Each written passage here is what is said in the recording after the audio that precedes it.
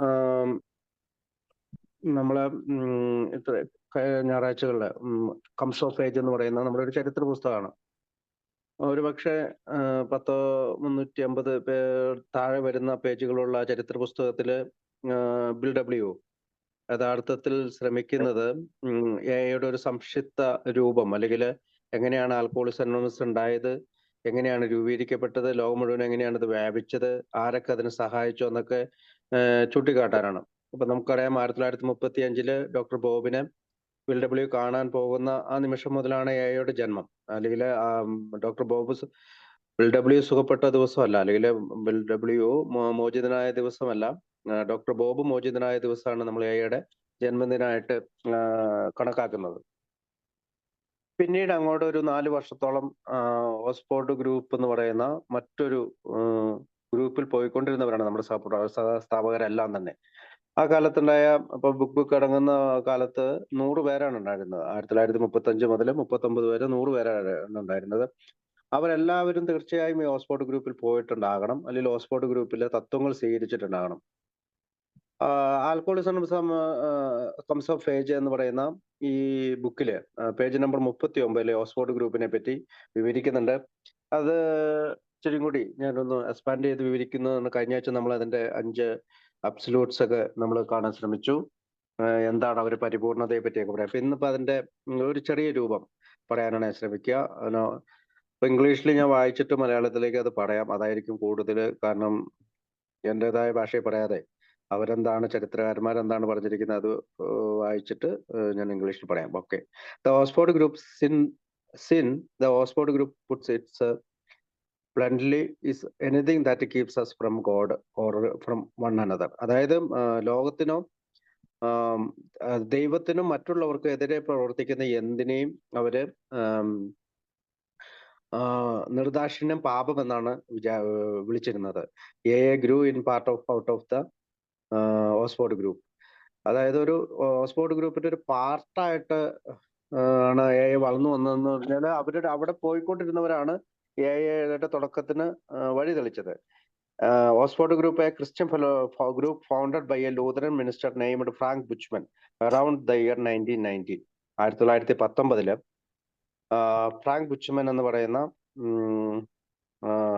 Christian Lutheran മിനിസ്റ്ററാണ് അത് സ്ഥാപിച്ചത്, ഓക്സ്ഫോർഡ് ഗ്രൂപ്പ് സ്ഥാപിച്ചത്. The first group was loosely called a First Century Christian Fellowship. അതായത് ആ ഗ്രൂപ്പിനെ ആദ്യം അറിയപ്പെട്ടിരുന്നത്, ഓക്സ്ഫോർഡ് ഗ്രൂപ്പിനെ ആദ്യം അറിയപ്പെട്ടുകൊണ്ടിരുന്നത് ഫസ്റ്റ് സെഞ്ചുറി ക്രിസ്ത്യൻ ഫെലോഷിപ്പ് എന്നാണ്. And the Oxford Group name was later attached to the fellowship due to coincidental affiliation with Oxford England. അതായത് ഓക്സ്ഫോർഡ് ഇംഗ്ലണ്ടിലുള്ള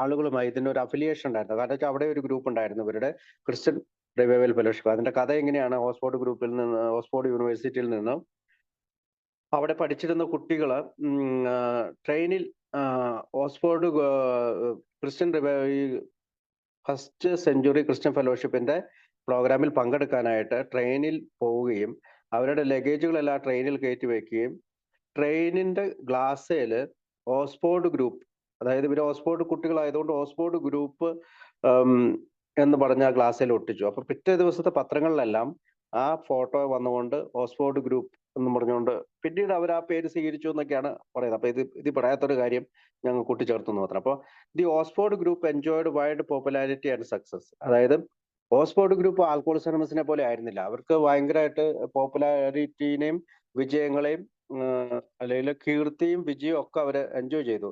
പർട്ടിക്കുലർലി ഇൻ 1930s, പ്രത്യേകിച്ച് 1930കളിൽ. 1938 എ സ്റ്റാർട്ട് ചെയ്യുന്നത് വരെ ഓക്സ്ഫോർഡ് ഗ്രൂപ്പ് USA ഏറ്റവും വലിയ ഒരു Christian fellowship ആയിരുന്നു എന്ന് വേണമെങ്കിൽ പറയാം. അന്ന് 1938 ആയപ്പോഴത്തേക്കും അതിന്റെ പേര് മോറൽ റീ ആമൻമെന്റ് എന്ന പേരിലേക്ക് മാറ്റി. ധാർമ്മികതയെ ബന്ധപ്പെടുത്തി ഒരു പേര് അവരിട്ടു എന്ന് മാത്രം. It became more widely known as MRA, moral re armament, MRA എന്ന ഒരു ഷോർട്ട് ഫോമിലേക്ക് ആ പേര് മാറ്റി. അപ്പൊ ആദ്യത്തെ ഇതിന്റെ പേരെന്തായിരുന്നു? First Century Christian fellowship. രണ്ടാമത് അത് ഓക്സ്ഫോർഡ് ഗ്രൂപ്പായി. പിന്നീട് അതിന്റെ പേര് MRA മോറൽ റിയാർമമെന്റ് എന്നുള്ള പേരിൽ അറിയപ്പെട്ടു. It became more widely known as MRA. അങ്ങനെ അത് MRA എന്ന് മൊത്തത്തിൽ അറിയപ്പെട്ടു.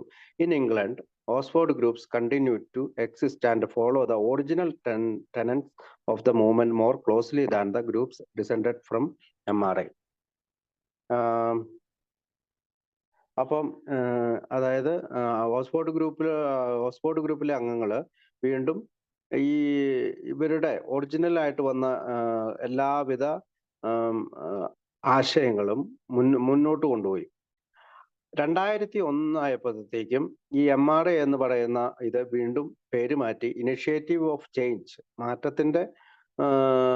മാറ്റത്തിന് ഇനിഷ്യേറ്റീവ് എടുക്കുക അല്ലെങ്കിൽ മാറ്റത്തിന് തയ്യാറാവുക എന്നുള്ള പേരിൽ ഇനിഷ്യേറ്റീവ് ഓഫ് ചേഞ്ച് എന്ന പേര് മാറ്റി. അവരുടെ പൊതുവായിട്ടുള്ള 4 മോറൽ സ്റ്റാൻഡേർഡ് കഴിഞ്ഞ ആഴ്ച ഞാൻ പറഞ്ഞതാണ്. Absolutely honesty, absolutely purity, absolute unselfishness, absolute love.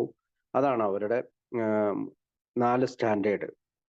അതായത് പൂർണ്ണമായ സത്യസന്ധത, പൂർണ്ണമായ പരിശുദ്ധി, പൂർണ്ണമായ സ്വാർത്ഥതയില്ലായ്മ, പൂർണ്ണമായ സ്നേഹം.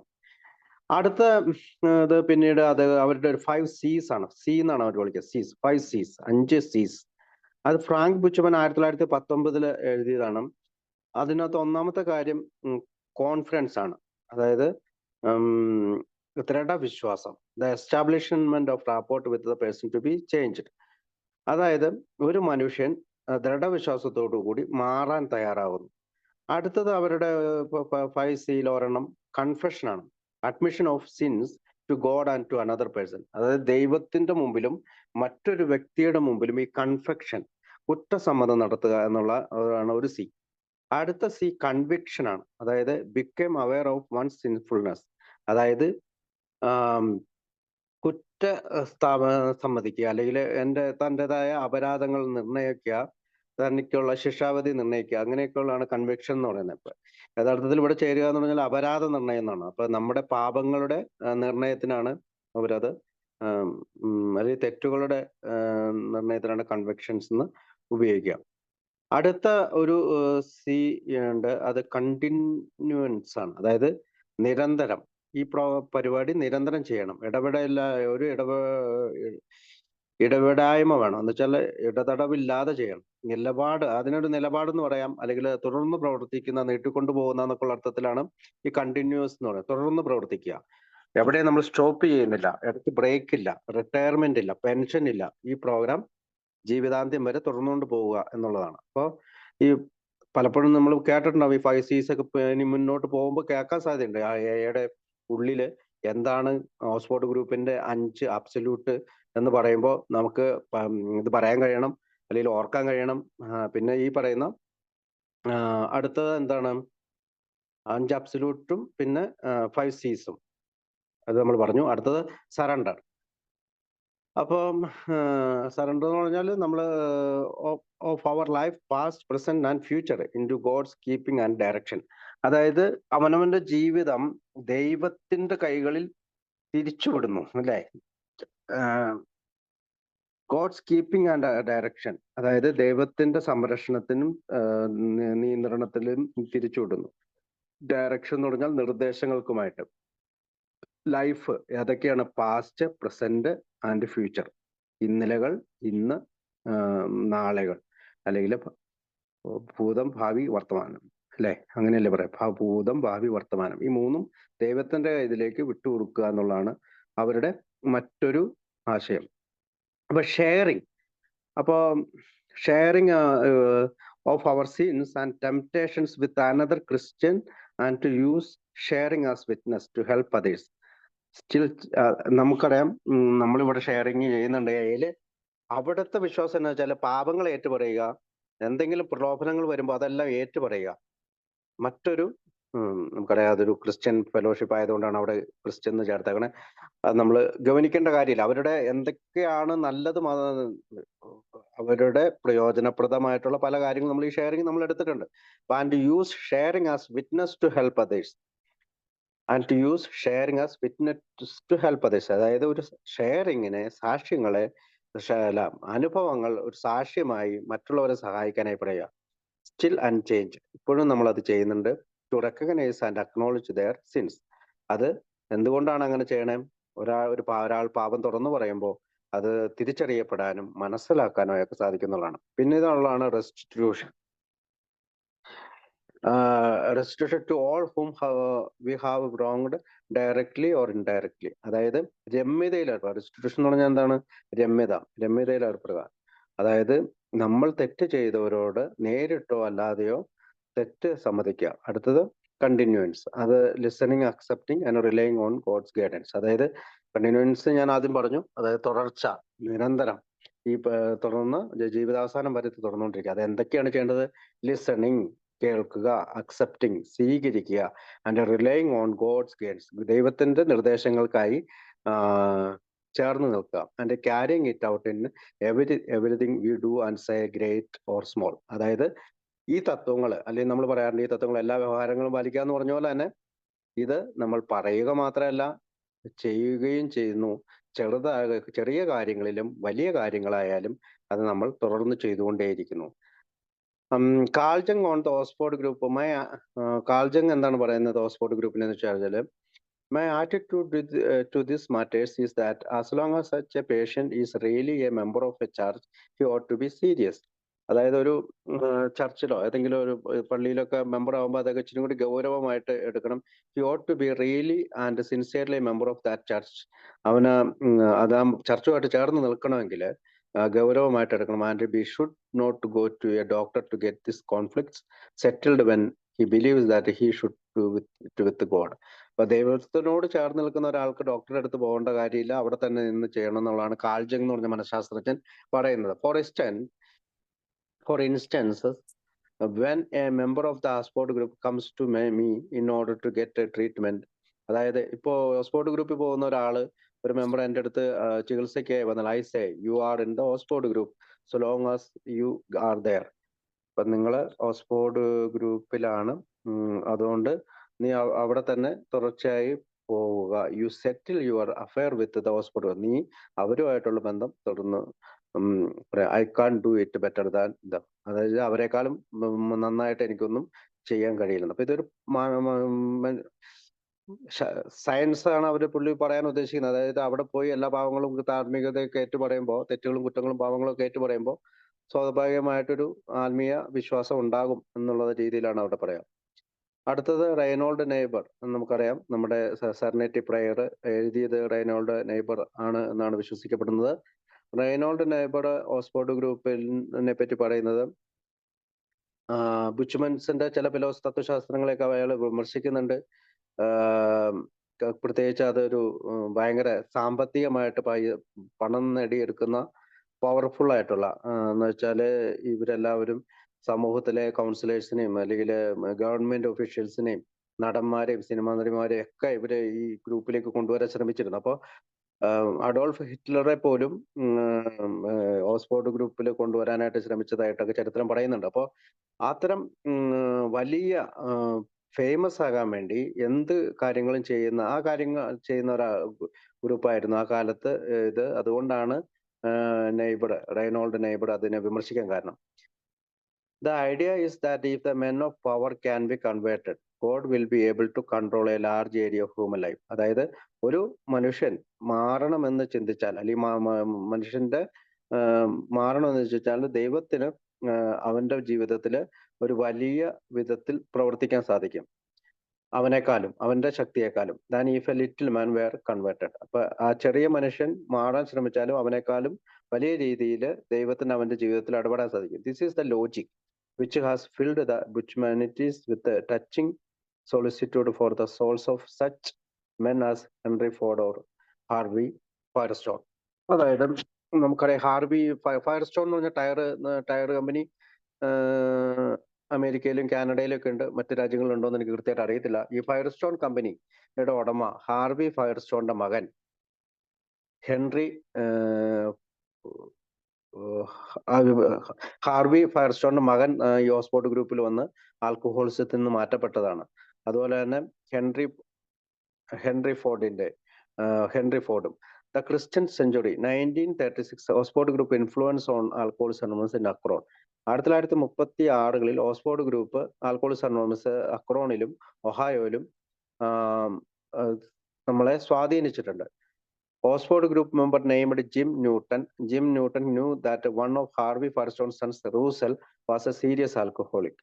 അതായത് ഓക്സ്ഫോർഡ് ഗ്രൂപ്പിലെ മെമ്പറായിരുന്ന ജിം ന്യൂട്ടന് അറിയാമായിരുന്നു, ഞാൻ ആദ്യം പറഞ്ഞ ഫയർസ്റ്റോൺ ടയർ കമ്പനിയുടെ ഉടമ ഹാർവിയുടെ മകൻ റൂസൽ ഒരു സീരിയസ് ആൽക്കഹോളിക് ആണെന്ന്. He took him first to a drying out clinic. അപ്പം റൂസലിന് ജിം ന്യൂട്ടൺ എന്ത് ചെയ്തു, ആദ്യമായിട്ട് ഒരു ഡ്രൈയിങ് ഔട്ട് ക്ലിനിക്ക് എന്ന് പറഞ്ഞാൽ നമ്മളെ പോലെ ഡി അഡിക്ഷൻ സെന്റർ ഒന്നില്ല, ഇപ്പൊ ഏതെങ്കിലും ഒരു ആശുപത്രിയൊക്കെയായിട്ട് ബന്ധപ്പെടുന്ന എന്തെങ്കിലും ഡ്രൈയിങ് ഔട്ട് ക്ലിനിക്ക് എന്നാണ് അവിടെ എഴുതിയിരിക്കുന്നത്. അപ്പൊ അവിടെ പ്രവേശിപ്പിച്ചു. And then on to an Oxford group conference in Denver. അതുകൂടാതെ അത് കഴിഞ്ഞതിന് ശേഷം, അപ്പൊ ചികിത്സ കഴിഞ്ഞതിന് ശേഷം ഡെൻവർ എന്ന് പറയുന്ന സ്ഥലത്ത് ഓക്സ്ഫോർഡ് ഗ്രൂപ്പിലെ ഒരു കോൺഫറൻസിൽ ഇയാളെ കൊണ്ടുപോകണം. The young man gave his life to God. അങ്ങനെ ഈ റൂസൽ എന്ന് പറയുന്ന ഫയർസ്റ്റോൺ കമ്പനിയുടെ ഉടമയായ ഹാർവിയുടെ മകൻ റൂസൽ ഇവിടെ വെച്ചിട്ട് ദൈവത്തിന് അവന്റെ ജീവിതം സമർപ്പിക്കണം. And thereafter enjoyed extended periods of sobriety. അവിടെ നിന്നും അവൻ ദീർഘകാലം സുബോധാവസ്ഥയിലേക്ക് മുന്നോട്ട് പോയി. The family doctor called it a medical miracle.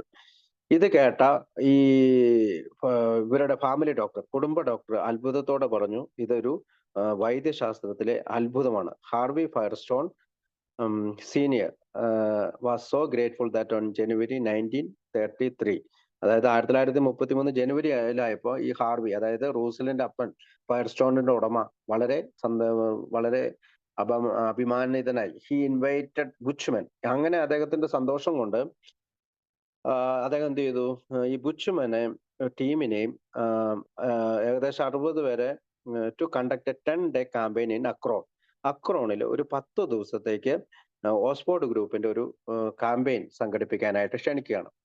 They left behind them a strong functioning group which met each week in the house of T Henry Williams, amongst whom were Akron surgeons. അതായത് ഇവിടെ T Henry വില്യംസിന്റെ വീട്ടിൽ വെച്ചാണ് ഈ Oxford ഗ്രൂപ്പുകൾ meeting ചേർന്നിരുന്നത്.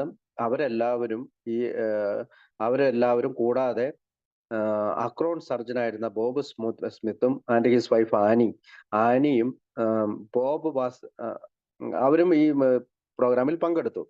Bob was a secret drinker. നമുക്കറിയാം, doctor Bob 2.5 വർഷത്തോളം Oxford ഗ്രൂപ്പിൽ സ്ഥിരമായി പോയിക്കൊണ്ടിരുന്നതാണ്. പക്ഷെ ഡോക്ടർ ബോബിന് അവിടെ വെച്ചൊന്നും കുടി നിർത്താൻ കഴിഞ്ഞില്ല. അപ്പൊ അയാൾ ഒരു സീക്രട്ട് ഡ്രിങ്കർ ആയിരുന്നു. അപ്പൊ ഓക്സ്ഫോർഡ് ഗ്രൂപ്പിൽ പോകുന്നുണ്ടെങ്കിൽ പോലും അയാൾ ഒരു സീക്രട്ട് ഡ്രിങ്കർ ആയിരുന്നു എന്നാണ് പറയാം. അപ്പോ Rowland Hazard claimed that it was Carl Jung who caused him to seek a spiritual solution to his alcoholism. അപ്പോ റോളണ്ട് ഹസാർഡ് പറയുന്നത്, കാൾ ജങ് എന്ന് പറയുന്ന അന്നത്തെ കാലത്തെ ഏറ്റവും പ്രശസ്തനായ സിഗ്മണ്ട് ഫ്രോയിഡിന്റെ ശിഷ്യൻ കൂടിയായ കാൾ ജങ് ആണ് എനിക്ക് ഈ സ്പിരിച്വൽ സൊല്യൂഷൻ, അതായത് മദ്യാസക്തിയിലേക്ക് മാറി നിൽക്കുന്നതിനായിട്ടുള്ള ആത്മീയ പരിഹാരം വാഗ്ദാനം ചെയ്തെന്നാണ് പറയുന്നത്. Which lead to Rowland joining the Oxford Group. അങ്ങനെ കാൾ ജങ്ങിന്റെ ശുപാർശയിലാണ് റോളണ്ട് ഓക്സ്ഫോർഡ് ഗ്രൂപ്പിൽ പോകുന്നത്. He was introduced by Shep Cornell to Cornell's friends Ebby Thacher who had a serious drinking problem. Rowland Hazard Oxford പോയതിനു ശേഷം അവിടെ വെച്ച് പരിചയപ്പെട്ട ഷെപ്പ് കോർണലുമായിട്ട് കോർണലിന്റെ തന്നെ ഫ്രണ്ട് ആയിട്ടുള്ള എബി താച്ചറിനെ കാണാനായിട്ട്, എബി താച്ചർ ആ സമയത്ത് ഒരു സീരിയസ് ഡ്രിങ്കറാണ്, ജയിലിലാണ്, ജയിലിൽ ശിക്ഷിക്കപ്പെട്ട് കിടക്കുകയാണ്. അപ്പൊ അദ്ദേഹത്തിന്റെ അടുത്തേക്ക് പോവുകയാണ്. ചില മൈക്കിൾ തുറക്കുമ്പോൾ ഒന്ന് ഓഫ് ചെയ്യണേ, അല്ലെങ്കിൽ എനിക്ക് ആ കോൺസെൻട്രേഷൻ പോകും. ഓക്കെ. അപ്പൊ അങ്ങനെ ഞാൻ എല്ലാവരെയും ഇതാക്കിയിട്ടുണ്ട്. മൈക്കൊന്ന് ഓഫ് ചെയ്യണം, ഉപകാരമാണ് എനിക്ക്. ഓക്കെ. അപ്പൊ എബി എവിടെയാണ്? എബി ജയിലിലാണ്. അപ്പൊ എബിനെ കാണാനായിട്ട് റോളണ്ട് ഹസാർഡ് ഈ ഷെപ്പ് കോർണൽ എന്ന് പറയുന്ന മറ്റൊരു ഓക്സ്ഫോർഡ് ഗ്രൂപ്പ് മെമ്പറുമായിട്ട് പോവാണ്. Hazard introduced Ebby to Carl Jung's theory and then to the Oxford group. Rowland Hazard എന്താണ് ചെയ്തത്? കാൾ ജങ്ങിന്റെ തിയറി, അല്ലെങ്കിൽ കാൾ ജങ് തന്നോട് പറഞ്ഞ ഒരു ആത്മീയ പരിഹാരമുണ്ട് എന്ന് പറയുന്ന ആ ആശയം എബിക്കോട് പറയുകയും ഓക്സ്ഫോർഡ് ഗ്രൂപ്പിനെ പറ്റി പറയുകയും ചെയ്തു. For a time Ebby took up residence at Sam Shoemaker's Calvary Rescue Mission. അങ്ങനെ എബി സാം ഷുമാക്കറിന്റെ കാൽവരി റെസ്ക്യൂ മിഷനിലേക്ക് ജോയിൻ ചെയ്യുകയാണ്. Reverend Sam Schumacher ran the Calvary Rescue Mission that catered mainly to saving drunks and down and outs. ഇതേ സമയം Sam Shoemaker, അദ്ദേഹം ഒരു ഫാദറാണ്, Reverend Sam Shoemaker Calvary Rescue Mission എന്ന് പറയുന്ന ഒരു പ്രോഗ്രാം നടത്തുന്നുണ്ട്. അതായത് തന്റെ പള്ളിയോട് ചേർന്ന് കുടിയന്മാരായ ആളുകളെ താമസിപ്പിച്ചുകൊണ്ട് പൂട്ടി ഇടപ്പെട്ട അവസ്ഥയിൽ അവരെ കൊണ്ടിടുന്നതും പിന്നീട് അതിലൊരാള് സാം ഷുമാക്കറിനെതിരെ ചെരുപ്പ് വലിച്ചെറിയുന്നതും ഒക്കെ നമുക്ക് ഹംസ് ഓഫ് ഏജിൽ നമ്മൾ വായിച്ചിട്ടുണ്ട്, അല്ലെങ്കിൽ ഇനി മുന്നോട്ട് പോകുമ്പോൾ വായിക്കാൻ കഴിയും. Sam Shoemaker thought the concept of God being that of one's own understanding to the new inductees. അതായത് സാം ഷുമാക്കറിന്റെ പഠനങ്ങൾ എങ്ങനെയായിരുന്നു വെച്ചാൽ, ദൈവത്തിന്റെ സങ്കല്പനും അവനവന്റെ അവനവൻ മനസ്സിലാക്കിയാൽ മാത്രമേ മുന്നോട്ട് പുതിയ ജീവിതത്തെ തെരഞ്ഞെടുക്കാൻ സാധിക്കുകയുള്ളൂ. Ebby Thacher in keeping with the Oxford group teaching. അപ്പൊ എബി താച്ചർ എങ്ങനെയാണ് എന്താ ചെയ്തത്, ഓക്സ്ഫോർഡ് ഗ്രൂപ്പിലെ പഠനങ്ങളെ സ്വീകരിക്കുകയും മുന്നോട്ട് പോവുകയും ചെയ്തു. Needed to keep his own conversion experience real by carrying the Oxford message of salvation to others. അപ്പൊ ഓക്സ്ഫോർഡ് ഗ്രൂപ്പിന്റെ മറ്റൊരു തിയറി എന്താണെന്ന് വെച്ചാല്, തങ്ങൾ മാറ്റമുണ്ടായി, തങ്ങൾക്ക് മാനസാന്തരം ഉണ്ടായെങ്കിൽ അത് തീർച്ചയായും മറ്റുള്ളവർക്ക് കൊടുക്കണം. Carrying the message, Oxford message of salvation to others, മറ്റുള്ളവർക്കുടെ മാറ്റത്തിനായി കൊടുക്കണമെന്നുള്ളതാണ്. അപ്പൊ സാൽവേഷൻ എന്ന് പറഞ്ഞാൽ സുവിശേഷവൽക്കരണം എന്നുള്ള രീതിയിലാണ് അവിടെ ഉദ്ദേശിക്കുക. അപ്പോൾ Ebby had heard that his old drinking buddy Bill Wilson. അങ്ങനെ എബി പഴയ തന്റെ ഡ്രിങ്കിങ് കുടിക്കൂട്ടുകാരനായ ബിൽ വിൽസനെ പറ്റി ഓർത്തു. വാസ് അഗെയിൻ ഡ്രിങ്കിങ് ഹെവിലി, ഇപ്പോഴും അയാൾ കുടിച്ചുകൊണ്ടിരിക്കുകയാണെന്ന് അദ്ദേഹത്തിന് മനസ്സിലായി. Thacher and Cornell visited Wilson at his home. Ebby താച്ചറും കോർണലും ബിൽ വിൽസനെ അദ്ദേഹത്തിന്റെ വീട്ടിൽ സന്ദർശിച്ചു. And introduced him to the Oxford Group's religious conversions cure. അതായത് മതപരമായിട്ടുള്ള മാറ്റത്തിന്റെ സുഖപ്പെടൽ പദ്ധതിയെ കുറിച്ച്, ഓക്സ്ഫോർഡ് ഗ്രൂപ്പിൽ നിന്ന് കിട്ടുന്ന സുഖപ്പെടൽ പദ്ധതിയെ കുറിച്ച് ഇവർ ബിൽ വിൽസനെ ബോധ്യപ്പെടുത്തി. Wilson was aghast when Thacher told him he had got religion. Aghast എന്ന് വെച്ചാൽ അത്ഭുതപരതന്ത്രനായി, അല്ലെങ്കിൽ ഭയങ്കരമായിട്ട് അത്ഭുതപ്പെട്ടു. കാരണം അതുവരെ ബിൽ വിൽസൺ വിചാരിച്ചിരുന്നത് എബി താച്ചർ ജയിലിലാണ്, എബി താച്ചർ കുടിച്ചുകൊണ്ടിരിക്കുകയാണ്. അപ്പൊ എബി താച്ചറിന്റെ കുറെ അവർ ഒന്നിച്ച് പഠിച്ചവരായതുകൊണ്ട് പല വാർത്തകളും ഉണ്ട്. 2-3 പ്രാവശ്യം ജയിലിൽ പോയി, ഒരു കിച്ചണിലേക്ക് കാറിടിച്ച് കയറ്റുന്നുണ്ട്. അതുപോലെ തന്നെ ആകാശത്തേക്ക് വെടിവെച്ച്, പക്ഷീനെ വെടിവെച്ചിട്ട് തന്നെ നാട്ടുകാരെല്ലാം കൂടി പോലീസിൽ പിടിച്ച് ഏൽപ്പിക്കുന്നുണ്ട്. അങ്ങനെയുള്ള ഒരുപാട് കഥകളൊക്കെ കേട്ടിട്ടുണ്ട്. പക്ഷെ ഇദ്ദേഹം ഇവിടെ വന്നിട്ട് പറയാണ്, ഐ ഗോട്ട് റിലീജിയൻ, എനിക്ക് മതം കിട്ടിയെന്ന് പറഞ്ഞപ്പോൾ അദ്ദേഹത്തിന് ഒരു അത്ഭുതം തോന്നി. A few days later, in a drunken state, Wilson went to the Calvary Rescue Mission in search of Abby Thatcher. അവിടെ വെച്ചിട്ട് ബിൽ വിൽസൺ വീണ്ടും കുടിച്ചുകൊണ്ടിരിക്കുകയാണ്. അങ്ങനെ ബിൽ വിൽസൺ അമിതമായി കുടിച്ച് കാൽവരി റെസ്ക്യൂ മിഷനിലേക്ക്, അതായത് വീണ്ടും ഓക്സ്ഫോർഡ് ഗ്രൂപ്പിലേക്ക് എബി താച്ചറിനെ അന്വേഷിച്ചു പോവുകയാണ്. It was there that he attended his first Oxford group meeting. അങ്ങനെ ആ കുടിച്ച അവസ്ഥയിൽ ഓക്സ്ഫോർഡ് ഗ്രൂപ്പിൽ എത്തിയ ആദ്യത്തെ ഓക്സ്ഫോർഡ് ഗ്രൂപ്പ് മീറ്റിംഗിൽ അദ്ദേഹം അറ്റൻഡ് ചെയ്ത്. And would later described the experience. Penitents started marching forward to the rail. Unaccountably impelled, I started to soon. I knelt among the stinking penitents afterward. അപ്പൊ ഇത് നമ്മുടെ പേജ് 39 പറയുന്ന കുറെ കാര്യങ്ങളാണ് പറയാ. അദ്ദേഹം അവിടെ വേർത്ത പോലെ ഇരുന്നു. പലരും വേദിയിലേക്ക് സംസാരിക്കാനായിട്ട് കയറി.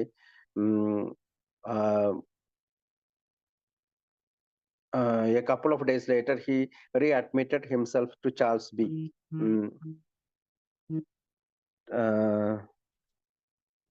അപ്പൊ അവിടത്തെ അതിന് ശേഷം ഒരു കോള് വന്നേ.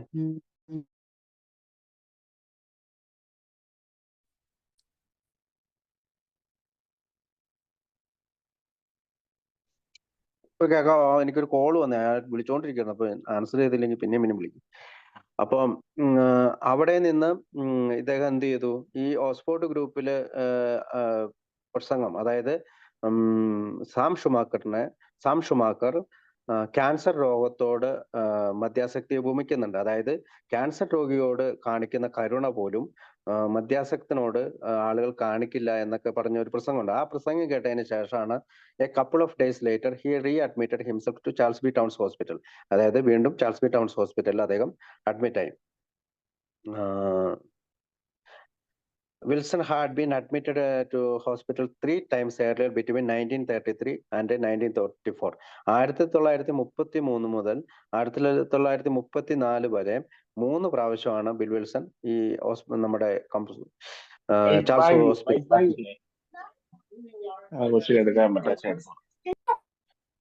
ചാൾസ് ഹോസ്പിറ്റലിൽ അഡ്മിറ്റ് ആവുന്നത്.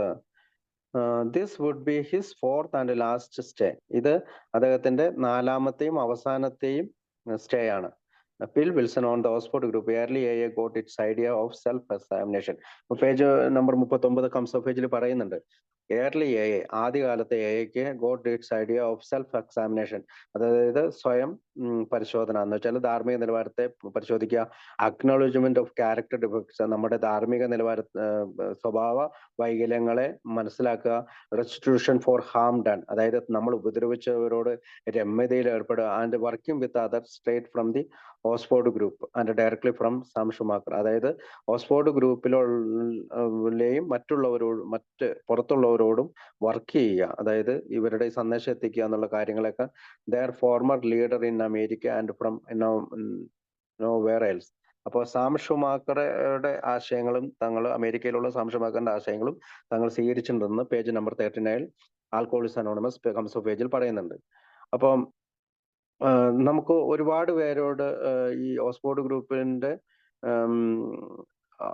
പ്രത്യേകിച്ച് 1908 മുതൽ 1935 വരെ അക്രോണിലും ഒഹായോയിലും ന്യൂയോർക്കിലും ഒക്കെയുള്ള അംഗങ്ങള്, ഡോക്ടർ ബോബ് ആകട്ടെ, ബിൽ വിൽസൺ ആകട്ടെ, മറ്റ് പല അംഗങ്ങളും പങ്കെടുത്തിരുന്ന ഒരു പ്രോഗ്രാമാണ് ഈ പറയുന്ന ഓക്സ്ഫോർഡ് ഗ്രൂപ്പ്. നമുക്ക് കുറെ പേരുടെ പേരുകളൊക്കെ അതിനകത്ത് ഇതിനകം മനസ്സിലാക്കി കാണും. ഫ്രാങ്ക് ബുച്ച്മൻ ഓക്സ്ഫോർഡ് ഗ്രൂപ്പിന്റെ ആദ്യകാല സ്ഥാപകനാണ്.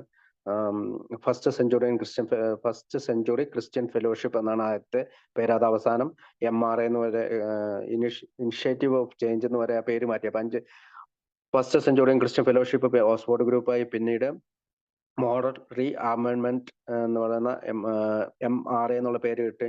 പിന്നെ ഇനിഷ്യേറ്റീവ് ഓഫ് ചേഞ്ച് എന്ന പേര് കിട്ടി. അപ്പൊ 4 പ്രാവശ്യം പേര് മാറി.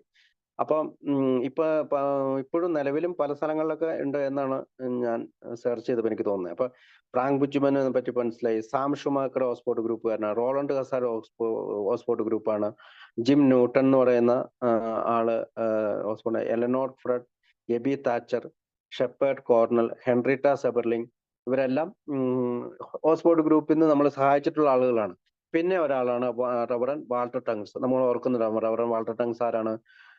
അതായത് ബിൽ വിൽസൺ തന്റെ ബിസിനസ് ആവശ്യത്തിനായിട്ട് അക്രോണിൽ പോകുമ്പോൾ ബിസിനസ് പരാജയപ്പെട്ടു, അതായത് അവരുടെ ഡീലിംഗ് പരാജയപ്പെട്ടു, ഒരു വോട്ടെടുപ്പിലൂടെ പരാജയപ്പെട്ടു. അതൊക്കെ പിന്നീട് പറയാൻ പറ്റും. അപ്പൊ അവിടെ വെച്ച് നിരാശനായ ബിൽ വിൽസൺ ഒരു മേഫ്ലവർ ഹോട്ടലിൽ താമസിക്കുമ്പോൾ കുടിക്കാനായിട്ട് തോന്നുന്നുണ്ട്. അപ്പൊ കുടിക്കാനായിട്ട് തോന്നുമ്പോൾ അവിടെ ഇരിക്കുന്ന ചർച്ച് ഡയറക്ടറി കാണുകയും, നമ്മുടെ ബുക്കിൽ വിവരിക്കുന്ന ഒരു ഭാഗമാണ്, ചർച്ച് ഡയറക്ടറി കാണുകയും അവിടെ നിന്ന് ഫോൺ വിളിക്കുമ്പോൾ 10 പേരെ ഫോൺ വിളിക്കും. അന്നേരം ഈ അച്ഛന്റെ പേര് വാൾട്ടർ ടങ്സ് എന്നാണ്. അപ്പൊ ഈ വാൾട്ടർ ടങ്സ് എന്ന് പറഞ്ഞാൽ ഇവരുടെ വേർമൗണ്ട് എന്ന് പറയുന്ന ബിൽ വിൽസന്റെ നാട്ടില് തമാശക്ക് വിളിക്കുന്ന എന്തോ പേരാണ്. അപ്പൊ ഇദ്ദേഹം റവറൻ വാൾട്ടർ ടങ്സിന് വിളിക്കുകയും അങ്ങനെയാണ് ഹെൻറിറ്റ സെബർലിങ്ങിന്റെ നമ്പർ കിട്ടുന്നു. പിന്നെ അവിടെ നിന്ന് ഡോക്ടർ ബോബിനെ പിറ്റേ ദിവസം കാണാമെന്നുള്ള രീതിയിൽ വൈകിട്ട് 5:30 സംസാരിച്ചു തുടങ്ങിയവര് 15 മിനിറ്റാണ് ഡോക്ടർ ആദ്യം അനുവദിച്ചത്. പക്ഷെ 5:30 മുതൽ രാത്രി 11:30 വരെ തുടർച്ചയായി 5 മണിക്കൂറോളം സംസാരിച്ചു എന്നാണ് പറയാ. അപ്പൊ നമ്മള് സന്ദർഭവശാൽ ആ കാര്യം ഓർത്ത. പിന്നെ നോർമൻ ഷെപ്പേർഡ്, റൂസൽ ഫയർസ്റ്റോൺ, അതായത് ഫയർസ്റ്റോൺ ടയറിന്റെ ഉടമയുടെ മകന്റെ പേരാണ് Russell. T Henry and Clarence Williams, ഇവരെല്ലാം ടി ഹെൻറി എന്ന് പറഞ്ഞ ടി ഹെൻറിയുടെയും ക്ലാരൻസ് വില്യംസിന്റെയും വീടുകളിലാണ് അന്ന് ഓക്സ്ഫോർഡ് ഗ്രൂപ്പ് നടന്നിരുന്നത്. ഇവരെല്ലാം ഡോക്ടർ ബോബും ബിൽ വിൽസണും ഒക്കെ ആ മീറ്റിംഗിൽ ആദ്യകാലങ്ങളിൽ പങ്കെടുത്തിട്ടുണ്ട്. All of these people were instrumental in a scenario that contributed to making possible that historic meeting at the gatehouse of the Seberling estate in Akron. അതായത് alcoholics അനോണിമസിന്റെ രൂപീകരണത്തിന് കാരണമായ നമുക്കറിയാം ഹെൻറിറ്റ സെബർലിങ്ങിന്റെ വീട്ടിലെ ഗേറ്റ് ഹൗസിലെ ലൈബ്രറിയിൽ വെച്ചിട്ടാണ് ഡോക്ടർ ബോബും ഇവർ സംസാരിക്കുന്നത്. അതിന് കാരണക്കാരായവരാണ് ഇവരെല്ലാവരും എന്നാണ് പറയാ. അപ്പൊ ആൽക്കഹോളിക്സ് അനോണിമസ് അതായത് the birth place of alcoholics anonymous എന്ന് പറയുന്നത് അക്രോണാണ്. ആ അക്രോണില് ഈ ഒരു ബേബി ആയിട്ട് ആൽക്കഹോളിക്സ് അനോണിമസ് പടർന്നു വീഴാനുള്ള കാരണക്കാർ ഇവരെല്ലാവരുമാണ് എന്നാണ് അവിടെ പറയാ. If it were not for those people that meeting could never have taken place. ഇവരാരും ഉണ്ടായിരുന്നില്ലെങ്കിൽ ഇത്തരം ഒരു മീറ്റിംഗ് അക്രോണിൽ സംഭവിക്കില്ലായിരുന്നു. And the fellowship to which we all our lives today might ever have been born. അതായത് നമ്മുടെ ജീവിതം തിരിച്ചു പിടിച്ച ഈ ഒരു കൂട്ടായ്മയും ഉണ്ടാകുമായിരുന്നില്ല. Where did the step originate? ഇപ്പൊ ബില്ല് പറയുന്നുണ്ട് പേജ് നമ്പർ 39 കംസ പേജ്, ഈ സെൽഫ് നോളജ് എന്നും സെൽഫ് എക്സാമിനേഷൻ എന്നും ക്യാരക്ടർ ഡിഫക്ട്സ് എന്നും ഹാം ഡം ചെയ്ത് അവരോട് രമ്യതയിൽപ്പെടുന്ന എല്ലാ കാര്യങ്ങളും അവരിൽ നിന്ന് കിട്ടിയതാണ്. ഫ്രാങ്ക് ബുച്ച്മാനിൽ നിന്നാണ് നമ്മുടെ ചരിത്രം ശരിക്കും ആരംഭിക്കുന്നത്. പിന്നീട് അത് ഓക്സ്ഫോർഡ് ഗ്രൂപ്പിൽ എത്തിച്ചേർന്നു. ഡോക്ടർ ബോബിനും ബിൽ വിൽസണും വർഷങ്ങളോളം അവിടെ പോയിരുന്ന ആൾക്കാര് വീണ്ടും നമ്മുടെ രൂപീകരണത്തിനായി എയുടെ രൂപീകരണത്തിനായി ഒരുപാട് എഫേർട്ട് എടുത്തു. പ്രത്യേകിച്ച് ആദ്യകാലങ്ങളിൽ വളരെയധികം എതിർപ്പുണ്ടായിരുന്ന അവർക്ക് പ്രത്യേകിച്ച് ഓക്സ്ഫോർഡ് ഗ്രൂപ്പിലെ ആളുകളോട് ഈ മീറ്റിങ്ങിന് പോകരുതെന്നും പ്രത്യേകിച്ച് ചർച്ചുകളിൽ ഒക്കെ വളരെയധികം പ്രതിസന്ധി നേരിട്ടിട്ടും നമ്മുടെ ഒരു രൂപീകരണത്തിന് അവര് തയ്യാറായി എന്നുള്ളതാണ്. അപ്പം ഈ ഫ്രാങ്ക് ബുച്ച്മാൻ 1908 ഒരു മാറ്റത്തിന് തയ്യാറാകുന്നത്. നമ്മൾ 1908 YMCA ഒരു സെക്രട്ടറിയായി Frank Buchman had a spiritual transformation change his life. അദ്ദേഹത്തിന് ഒരു സ്പിരിച്വൽ ട്രാൻസ്ഫോർമേഷൻ ഉണ്ടാകുന്നുണ്ട്. Upon graduating in June of that year he started a street side church in Philadelphia. അപ്പം ചർച്ച് ഓഫ് ഗോഡ് ഷെപ്പേർഡ് എന്ന് പറയുന്ന ഒരു അദ്ദേഹത്തിന്റെ ഗ്രാജുവേഷന് ശേഷം അദ്ദേഹം ചർച്ച് ആരംഭിക്കും വിത്ത് എ ഡൊണേഷൻ ഓഫ് $17. $17 ഡൊണേഷനോട് കൂടിയാണ് ആ ചർച്ച് ആരംഭിക്കുന്നത്. The church flourished and he started a hospice for young men and spread out to their cities, and then he started a settlement house project. അതായത് ഈ കുട്ടികളെ പാർപ്പിക്കുന്ന ചെറിയൊരു settlement project പുള്ളി ആരംഭിച്ചു. Frank had A violent argument with his trustees committees because they cut the budget and the food allotment. അതായത് നമ്മുടെ നാട്ടിലേക്കുള്ള വല്ല boys home എന്നൊക്കെ പറയും, ബോയ്സ് ഹോസ്റ്റൽ, ബോയ്സ് ഹോം എന്ന് പറയുന്ന പോലെ അവര് അങ്ങനെ നടത്തിയ ഒരു ഹോസ്റ്റലില് ഫുഡ് അഡ്ജസ്റ്റ്മെന്റ് ചെയ്ത് പണം ലാഭിക്കണമെന്നും ട്രസ്റ്റിമാരുണ്ടായിട്ടുള്ള ഒരു ആർഗ്യുമെന്റിൽ ഇവർ അദ്ദേഹത്തിനോട് വളരെയധികം ദേഷ്യപ്പെടുകയും അവരോട് ട്രസ്റ്റിമാരോട് വളരെയധികം ദേഷ്യപ്പെടുകയും അങ്ങനെ നിന്നും അദ്ദേഹം he resigned and went to Europe. ഈ ഒരു കാരണത്താൽ അദ്ദേഹം അവിടെ നിന്ന് രാജിവെച്ച് യൂറോപ്പിലേക്ക് പോവുകയാണ്. എൻഡിങ് up at large religious convention in Keswick, England. അപ്പൊ നമ്മൾ പറയുന്നത് എങ്ങനെയാണ് ഈ ഫ്രാങ്ക് ബുച്ച്മാൻ മാനസാന്തരത്തിലേക്ക് വന്നതെന്നാണ്. അപ്പൊ ഈ ഒരു ഹോസ്റ്റലില് ഈ ഒരു പ്രശ്നം കൊണ്ട് നീരസം കൊണ്ട ഫ്രാങ്ക് ബുച്ച്മാൻ ഇവരോട് വഴക്കിടുകയും അവിടെ നിന്ന് ഇംഗ്ലണ്ടിലെ യൂറോപ്പിലേക്ക് പോവുകയും ചെയ്തു. അവിടെ വെച്ചിട്ട് ഒരു വലിയ റിലീജിയസ് കൺവെൻഷനിൽ കെസ്വിക് ഇംഗ്ലണ്ടിൽ വെച്ചിട്ട് പങ്കെടുക്കണം. ആ പങ്കെടുക്കലിൽ വെച്ചിട്ട് the spiritual transformation occurred when he had a woman speaker talk simply about the cross of Christ. അപ്പൊ അവിടെ വെച്ചിട്ട് അദ്ദേഹം ഇങ്ങനെ ജീസസിനെ കുറിച്ച്, ക്രോസ് ഓഫ് ക്രൈസ്റ്റ്, ജീസസ് ക്രൈസ്റ്റിനെ കുറിച്ച് കേട്ട് അദ്ദേഹം മാനസാന്തരപ്പെടുകയാണ്. He felt that some separating him from Christ and a feeling of a will to surrender. അതായത് ഈ നീരസമാണ് ദൈവത്തിൽ നിന്നും തന്നെ അകറ്റിയതെന്നും നീരസം മാറ്റി വെച്ചുകൊണ്ട് ഞാൻ സറണ്ടർ ചെയ്യേണ്ടതെന്നും അദ്ദേഹം ആവശ്യപ്പെടുകയും അങ്ങനെ he went back to his and wrote this words to each of his 6 trustees in Philadelphia. അപ്പൊ ഫിലാഡൽഫിയയിലുള്ള തന്റെ 6 ട്രസ്റ്റിമാർക്ക് അദ്ദേഹം കത്തെഴുതുകയാണ്. ആ കത്തില് ഇങ്ങനെയാണ് അദ്ദേഹം പറയുന്നത്: my dear friend, I have a nursed ill feeling against you. എനിക്ക് നിങ്ങൾക്കെതിരെ വളരെയധികം വൈകാരികമായ പ്രശ്നങ്ങൾ ഉണ്ടായി. I am sorry, will you forgive me? Sincerely Frank. അങ്ങനെ ഐ ആം സോറി, എന്നോട് ക്ഷമിക്കണം, വിൽ യു ഫോർഗീവ് മീ, നിങ്ങൾ എന്നോട് ക്ഷമിക്കുമോ? Sincerely Frank. ഈ ഒരു നാല് രണ്ടോ മൂന്ന് സെന്റൻസ് വെച്ചിട്ട് ഒരു കത്ത് എഴുതുവാണ്. ആർക്ക്? ഫിലാഡൽഫിയയിലുള്ള 6 ട്രസ്റ്റിമാർക്ക്. നമ്മൾ നമ്മുടെ രമ്യതയുടെ 8-ാം പടി 9-ാം പടി എത്തുമ്പോൾ നമ്മൾ പറയുന്നുണ്ട്, നമ്മുടെ രമ്യതയിൽ ഏർപ്പെടണം എന്ന് പറയുന്ന രീതിയിൽ അദ്ദേഹം ഒരു കത്ത് എഴുതുകയാണ്. Feeling urged to share this experience, he went to nearby Oxford University and formed an evangelical group there among the student leaders and athletes. അതായത് ഈ ഇവിടെ നിന്ന് ഈ നീരസം വിട്ടുമാറിയപ്പോൾ അദ്ദേഹത്തിന് ഒരു എക്സ്പീരിയൻസ് ഉണ്ടാവുകയും അദ്ദേഹം ഈ അനുഭവങ്ങൾ പങ്കുവെക്കാനായിട്ട് ഇംഗ്ലണ്ടിലുള്ള ഓക്സ്ഫോർഡ് യൂണിവേഴ്സിറ്റിയിൽ പോവുകയും അവിടെ ഒരു സുവിശേഷ ഗ്രൂപ്പ് ഉണ്ടാക്കുകയും അവിടുത്തെ കുട്ടികളെയും അത്ലറ്റുകളായിട്ടുള്ള സ്പോർട്സ് താരങ്ങളായിട്ടുള്ള കുട്ടികളെയൊക്കെ ചേർത്ത് വെച്ചുകൊണ്ട് അദ്ദേഹം ഒരു ഗ്രൂപ്പ് ഫോം ചെയ്തു. Later the movement spread and groups formed over the next 20 years in England. അങ്ങനെ അടുത്ത 20 വർഷങ്ങളിൽ ഈ ഗ്രൂപ്പ് പലയിടങ്ങളിൽ പൊട്ടിമുളയ്ക്കുകയും അത് സ്പ്രെഡ് ആവുകയും ചെയ്തു. അത് ഇംഗ്ലണ്ടിൽ മാത്രമല്ല, സ്കോട്ട്ലൻഡില്, പോളണ്ടില്, India, South Africa, China, Egypt, Switzerland and South America. North അമേരിക്കയിലും സൗത്ത് അമേരിക്കയിലും. നോർത്ത് അമേരിക്ക എന്ന് പറഞ്ഞാൽ കാനഡയാണ്. സൗത്ത് അമേരിക്കയിലും കൂടി അത് സ്പ്രെഡായി. Many of the basic things they did have carried directly into our program. അങ്ങനെ ഈ പ്രോഗ്രാമാണ് അവര് നേരെ എല്ലാവരും ബേസിക് തിങ്സ്, ഈ പറയുന്ന അടിസ്ഥാനപരമായ കാര്യങ്ങൾ വെച്ചുകൊണ്ട് അവരിത് ക്യാരിഡ് ഓവർ എല്ലായിടത്തും വ്യാപിപ്പിച്ചു. ദേ പ്രാക്ടീസ് അബ്സല്യൂട്ട് സറണ്ടർ, പൂർണ്ണമായിട്ടുള്ള കീഴടങ്ങൽ, ഗൈഡൻസ് ബൈ ദ സ്പിരിറ്റ്, ആത്മാവിന്റെ നിർദ്ദേശങ്ങൾ സ്വീകരിക്കല്, sharing, bringing about true fellowship. അപ്പൊ ഒരു കൂട്ടായ്മയില് സാക്ഷ്യം പറയുന്നത് ആ ഫെലോഷിപ്പിന്റെ ഒരു കൂട്ടായ്മയെ യോജിപ്പിക്കുന്ന രീതിയിലാണ്. ലൈഫ് ചേഞ്ചിങ്, ജീവിതത്തെ മാറ്റി വെക്കുന്നത്. ഫെയ്ത്ത് ആൻഡ് പ്രയർ, വിശ്വാസവും പ്രാർത്ഥനയും.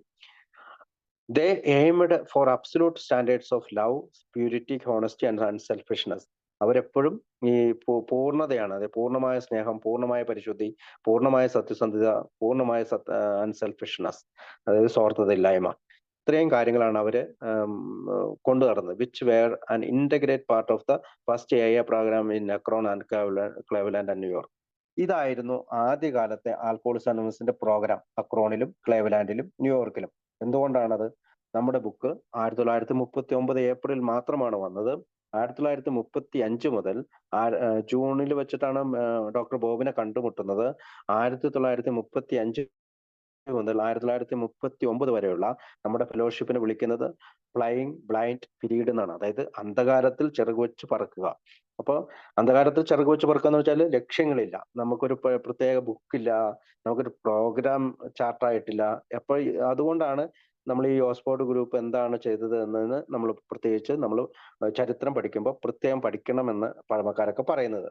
ഫസ്റ്റ് ഇന്നത്തെ പലപ്പോഴും പറയാറുണ്ട് അവിടെ വരുന്നവരെല്ലാം മോചിതരാകുന്നു. അപ്പൊ 100 പേര് വന്നാൽ 100 പേര് മോചിതരാകുന്നു. അപ്പൊ ഇന്നത്തെ കാലത്തൊക്കെ അതിന്റെ പെർസെന്റേജ് കുറയുന്നതൊക്കെ ആയിട്ട് പഴമക്കാർ പറയുന്നതിന്റെ ഒരു റീസൺ ഇതാണ്. ഈ അബ്സല്യൂട്ടുകൾ നഷ്ടപ്പെട്ടു എന്നൊക്കെയാണ് അവർ പറയുന്നത്. എന്തായാലും കേട്ടെ, ഏതായാലും they must met in church.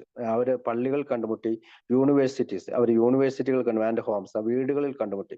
അപ്പൊ ഹോമുകളിൽ ഗ്രൂപ്പ് ഉണ്ടായിരുന്നു, യൂണിവേഴ്സിറ്റികളിൽ ഗ്രൂപ്പ് ഉണ്ടായിരുന്നു, പള്ളികളിൽ ഗ്രൂപ്പ് ഉണ്ടായിരുന്നു.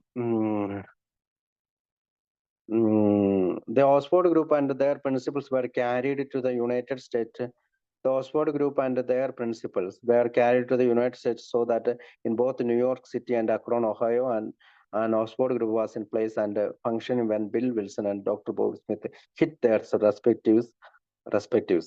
അപ്പം ഈ യുണൈറ്റഡ് സ്റ്റേറ്റിലും ന്യൂയോർക്കിലും അക്രോണിലും ഒഹായോയിലും ഈ ഓക്സ്ഫോർഡ് ഗ്രൂപ്പ് ധാരാളം പ്രവർത്തിച്ചിരുന്നു. കാരണം സാം ഷുമാക്കറാണ് ന്യൂയോർക്കിലെ അതിന്റെ ഹെഡ് ആയിരുന്നത്.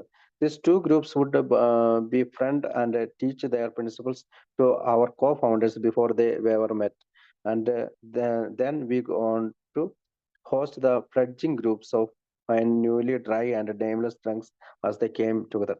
തീർച്ചയായും ഓക്സ്ഫോർഡ് ഗ്രൂപ്പിൽ നിന്നാണ് നമ്മുടെ co-foundersകളായ ബിൽ ഡബ്ല്യുവിനും ഡോക്ടർ ബോബിനും ആശയങ്ങൾ കിട്ടിയതും നമ്മളുടെ പുതിയ ഗ്രൂപ്പിന്, അതായത് newly dry and nameless drunks, അതായത് പുതിയതായിട്ട് കുടിക്കാതിരിക്കുന്ന പേരില്ലാത്ത കുടിയന്മാരുടെ ഒരു കൂട്ടത്തിന് സഹായിച്ചത് അവർ തന്നെയാണ്. Here is how the Oxford Group came to the United, അതായത് എങ്ങനെയാണ് യുണൈറ്റഡ് സ്റ്റേറ്റ്സിൽ ഓക്സ്ഫോർഡ് ഗ്രൂപ്പ് വന്നതെന്നാണ്. ഇംഗ്ലണ്ടിൽ നിന്ന് എങ്ങനെയാണ് അവിടെ എത്തിയത്. One early member at Oxford, Ken Twitchell എന്ന് പറയുന്ന ഓക്സ്ഫോർഡ് ഗ്രൂപ്പിലെ അംഗം, had attend Princeton University and had a brother in New York City who was a mainstay in the Calvary Episcopal Church. അദ്ദേഹത്തിന്റെ ഒരു ബ്രദർ ന്യൂയോർക്ക് സിറ്റിയിൽ ഉണ്ടായിരുന്നു, Calvary Episcopal ചർച്ചിൽ. This became one of several amazing coincidence. ഇതൊക്കെ ഇങ്ങനെയുള്ള ധാരാളം കോഇൻസിഡൻസുകൾ സംഭവിച്ചിട്ടുണ്ട്. In 1918 during his travel, 1918 അദ്ദേഹത്തിന്റെ സഞ്ചാരത്തിൽ Frank Buchman met a young YMCA worker Sam Shoemaker. അങ്ങനെ ഫ്രാങ്ക് ബുച്ച്മാൻ നമ്മൾ ഈ പറഞ്ഞ സാം ഷുമാക്കറെ കണ്ടുമുട്ടും. അപ്പൊ 1918 സാം ഷുമാക്കറെ കണ്ടുമുട്ടുന്നത് ഇൻ ചൈനയിൽ വെച്ചിട്ടാണ്. And converted him to the Oxford group principles. അദ്ദേഹം ഓക്സ്ഫോർഡ് ഗ്രൂപ്പിന്റെ പ്രിൻസിപ്പിൾ വെച്ചിട്ട് സാം ഷുമാക്കറെ മാനസാന്തരപ്പെടുത്തി.